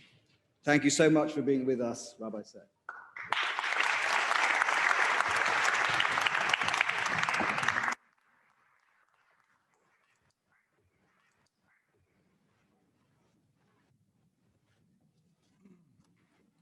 Father Rav, Rabbi Dr. Michael Harris, beloved friends, I want to add my thanks to the Hampstead Synagogue and community for the magnificent setting of this evening's service, to thank your rabbi, Rabbi Dr. Michael Harris. Friends, thank you so much for joining me and making it such a wonderful day.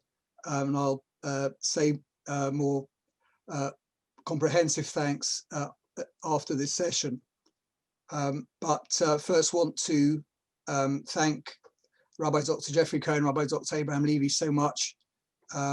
Jeffrey for his incredibly kind and generous message, which I hadn't seen before today, I wanted it to be fresh today for me to see for the first time, and it was the most wonderful, moving message. And Rabbi Dr. Jeffrey Cohen and his wife Gloria been such wonderful, wonderful role models in communal service, and the way in which Rabbi Jeffrey has himself modeled making a literary contribution while being a busy communal rabbi has really been outstanding, and I appreciate him so much and all the help that he's given me across the years on so many fronts, halachic and pastoral alike. And Rabbi Dr. Abraham Levy, who has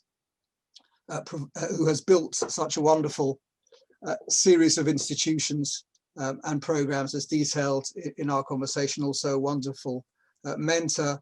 And I want to take the opportunity to thank all those senior colleagues, too numerous to be mentioned, who have been of such help to me in ways great and small over the last quarter century, when I've been privileged to be the rabbi of our beautiful shul in Hampstead, which you could see just then in the clip. That was me having the privilege of introducing Rabbi Sachs, Zichrono Livracha, at the Slichot service in our beautiful shul at Hampstead, Slichot 2019. And there is a film of it on the US website, US TV, which has been viewed by thousands of people. So as Judy mentioned, Rabbi Sachs had done me the immense honor of suggesting that we had an in-conversation to end this day with. And tragically, of course, he's not with us, and it falls to me instead to say a few words in his memory in place of having had him with us. But we have 25 speakers here, and I said to Rabbi Sachs's office that I wanted him still to be one of the 25, even though physically he's not with us, and therefore in that way to honor his memory and to acknowledge the great honor he was to give me of speaking to me in this final session. Obviously impossible to do justice to Rabbi Sachs's memory in these few words, but I want to say a few things about him as a mentor and as a figure which I, along with so many others worldwide, looked up to. It's been a happy day, for instance, so let me say something in a positive spirit. The comfort, the nechama for the community in the Jewish world after this loss is Rabbi Sachs's literary legacy. Much else besides, but in terms of something that we have, in terms of a concrete legacy, we have his thousands of pages conveying complex ideas with great lucidity, bringing Torah into conversation with Western thought to create a glorious intellectual symphony, what Rabbi Sachs used to call Torah v'chokhmah, and is gaining prizes and awards and extraordinary international recognition, of course, both in the Jewish world and beyond. And you can just notice how many times his work was referenced by our speakers today. As has been alluded to a few times in the program, I had the great privilege in 2012 of co-editing with two of our great friends and speakers today, Professor Daniel Reinhold and Dr. Summer Wright, under the editorship at Magid Press of Gila Fine, who also gave us a wonderful talk earlier. We co-edited a volume in his honor when he retired as chief rabbi, and quite a few of our speakers here today, Menachem Kellner, Professor Joshua Berman, Professor David Schatz, were contributed to that volume, as well as really world-class, world-famous philosophers in general philosophy, such as Alistair McIntyre, Michael Walzer, Charles Taylor, and Moshe Halbertal. And these contributors, like all of the contributors, accepted the invitation with alacrity. to write for a volume in Rabbi Sax's honor, and that, of course, was a mark of the respect in which he was held intellectually. The achievements intellectually were really breathtaking. Books of Jewish thought and philosophy, of political theory, Covenant and Conversation series, the Haggadah, the Siddur, the Mahzorim. If one person had penned any of those works, it would be notable. But for one person to have written all of those is utterly astonishing. And Rabbi Sachs, Zichrono Livracha, did that while overcoming the adversity of 2 battles with cancer prior to his last illness, and the pressure of what he used to refer to as his day job for more than 2 decades as chief rabbi. However much he'd achieved already, he kept setting the bar ever higher and was working, of course, on the Chumash, translation and commentary on the Chumash when he passed away. My friend Joanna Benarosh in Rabbi Sachs's office said recently in one of the many memorial events that Rabbi Sachs's success was driven by his work ethic, and he never rested on his laurels and always pushed forward, and in that way was the most wonderful inspiration to rabbis and to members of the community, congregants, and people around the world alike. He was, has been noted, many times the global ambassador of the Jewish people, representing traditional Judaism on a world stage. But I want to finally acknowledge him on a more personal level, because he was to me, as to so very many others, a mentor. And I've heard similar things to what I'm about to say repeated by so many in the weeks since he passed away. When I was a young graduate student studying for my MA in my mid-20s, I remember we had a very helpful conversation one Motzei Shabbat in Marblat Shul when he was a rabbi there. When I'd become a rabbi, we had a conversation about how to fit academic work or writing into a hectic communal rabbinic schedule, and an incredibly helpful conversation. And so much more afterwards, too much to detail, but in particular, and again, nothing special to me, it's something echoed by so many, his participation in family smachot, despite everything he had on his plate, his Tvar Torah at my engagement party with Judith, naming one of my sons at his Brit, attending another son's bar mitzvah, speaking to one of my daughters and sons-in-law under their chuppah, always there. And again, as I say, something which he did for so many other people. So we wish his family, Lady Elaine, and all of the family, much nechama, much comfort and consolation and blessing.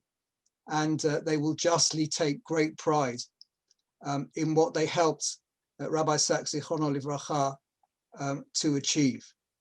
Yehi Zichro Baruch, may his memory be for a blessing. While in this mentor section, friends, Acharon Chaviv, last but most precious of all, I want to finally mention someone who was much more than a mentor. My father, Zecher Tzadik Livracha, who was my ultimate rabbinic role model. And together, of course, with my dear mum, who's been with us today virtually, Lahavdil ben Chaim l'chaim, to distinguish between the living and the living.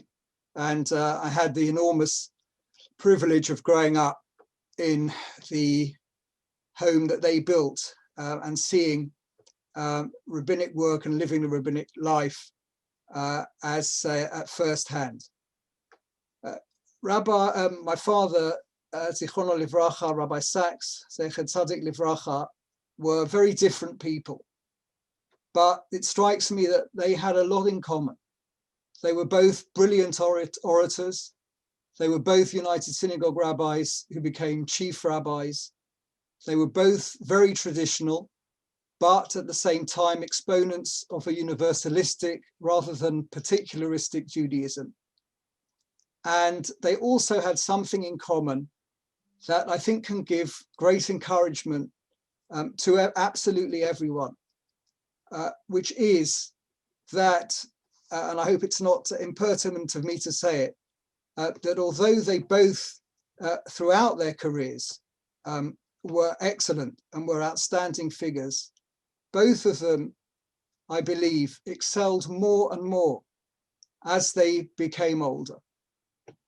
And if I can do the same for Hampstead, which has put up with me for 25 years, if I can achieve more as I get older and follow the examples of my father, Zichrono Livracha, together with my mum, and Lahavdil, Ben Chaim L'Chaim, Rabbi Sachs, blessed memory, and mentors, Rabbi Cohen and Rabbi Levy, and many others, then I'll be satisfied just to keep pushing forward and trying to achieve for the community and in terms of Jewish education and Jewish thinking as much as possible. So with those few words, friends, thank you very much. And back over to Judy. Thank you so much, Michael. It brought back a lot of memories and just amazing. We're going to seamlessly move into the final session of closing remarks.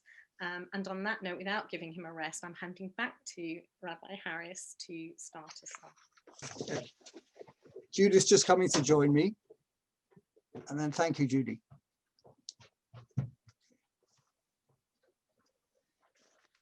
And so friends, just falls to me in these closing moments to say a really heartfelt thank you to our speakers for their really wonderful presentations. They were clear, they were informative, they were accessible, and above all else, they enabled the Shul and I to mark this anniversary through the best possible method of the study of Torah, as the Chief Rabbi mentioned in his opening address.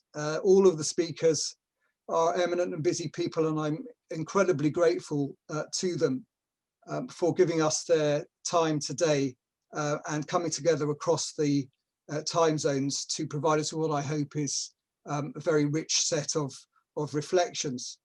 I want to thank enormously the organizers of today, the team at JW3 under the leadership of Raymond Simonson and Rachel Brumwald, and all those who were there, and the technical team from JW3, but V'atalital Kulana, above them all, Judy Trotter, who has worked absolutely tirelessly over many, many months to organize today. And Judy, absolutely wonderful. As I said to you many times in the course of the planning for today, I don't know how you do it. This is just one of the many events that Judy is responsible for. And our community, Judy, not just JW3, the whole community is really very, very lucky to have you.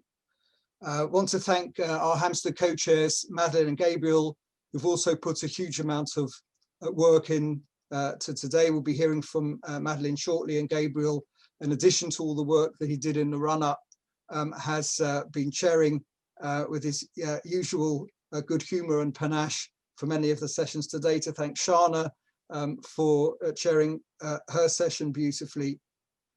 And for the 25 years that I've had in Hampstead, I want to say a brief and inadequate thank you to our current executive team, led by Madeline and Gabriel, together with Sandra and Henry and Michael. And I want to most sincerely thank all our lay leaders of the past, those with whom I've worked. It would be invidious to mention individuals, but I really do appreciate everything that all of them have done, and some of us worked together for very, very many years in a harmonious way, in a way which I hope was productive for the shul, together with our wonderful set of volunteers. All of you, all of the lay leaders have really made a wonderful contribution. No one who doesn't occupy their position, except perhaps the professionals on our team at shul, have any inkling of how much work they do.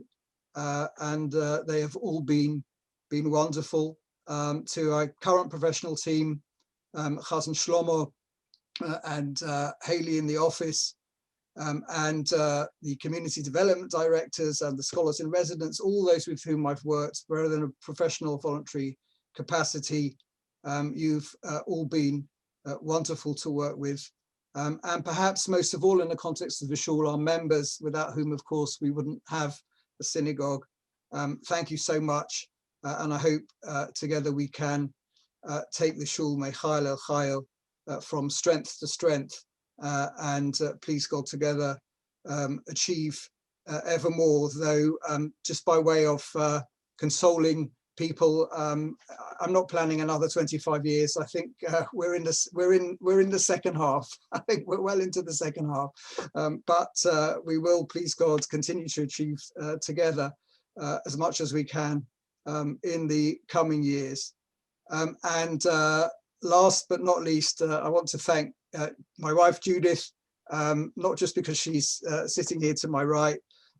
Every rabbi knows that his family and his wife, most of all, are absolutely essential to anything that he may achieve.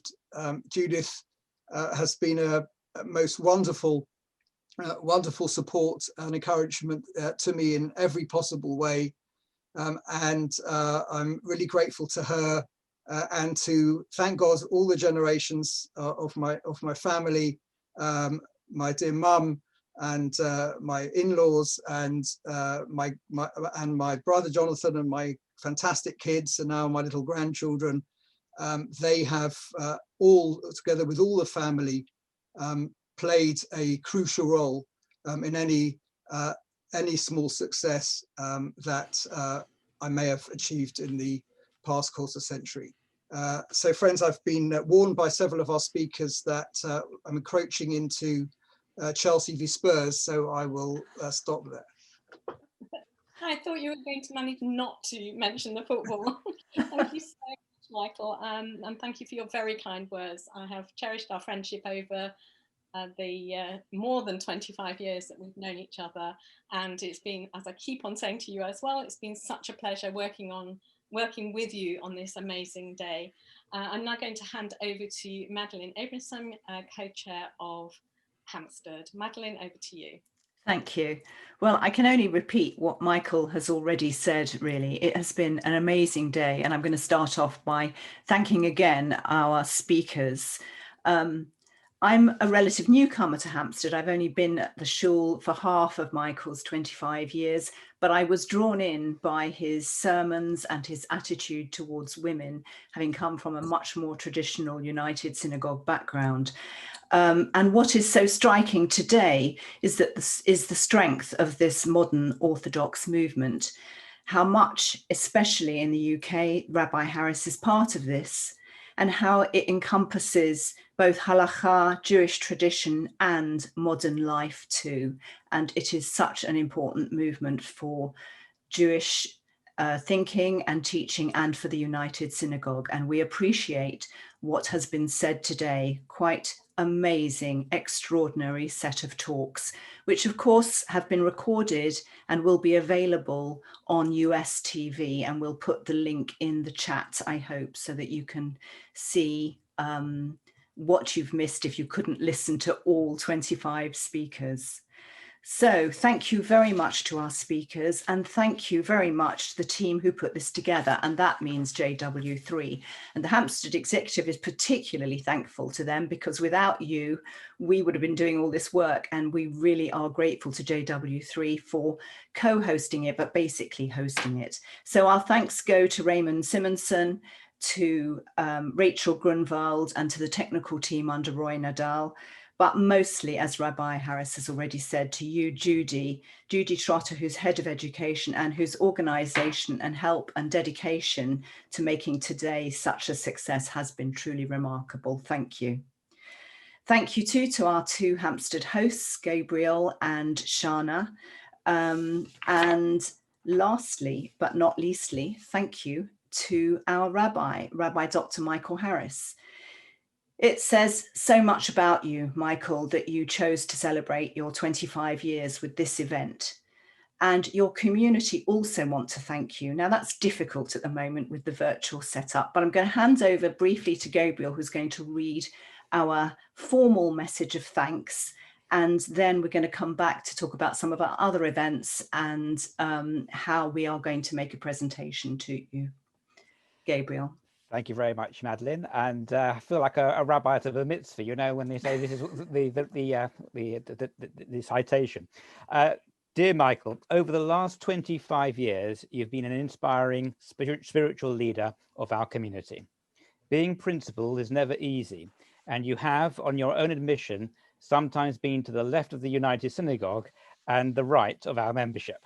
However, you've always favored leniency within halacha and being sensitive to the liberal traditions of Hampstead. We acknowledge with sincere thanks the way you support our members at lifestyle events, but particularly for being available to those most vulnerable, especially during the current emergency. Although we are very possessive of you, we're extremely proud that your scholarship extends across the Jewish world via your published works and public speaking. We congratulate you on this momentous achievement and look forward to many happy years to come. A sincere and hearty mazel tov, and that's signed by Madeline Iverson and myself on behalf of the Executive and Council of the Hampstead Synagogue. So in the absence of being able to actually make a presentation, we've had to, through the back door, encompass the help of your wife. And she has a bag of goodies to give you, but they are from the community.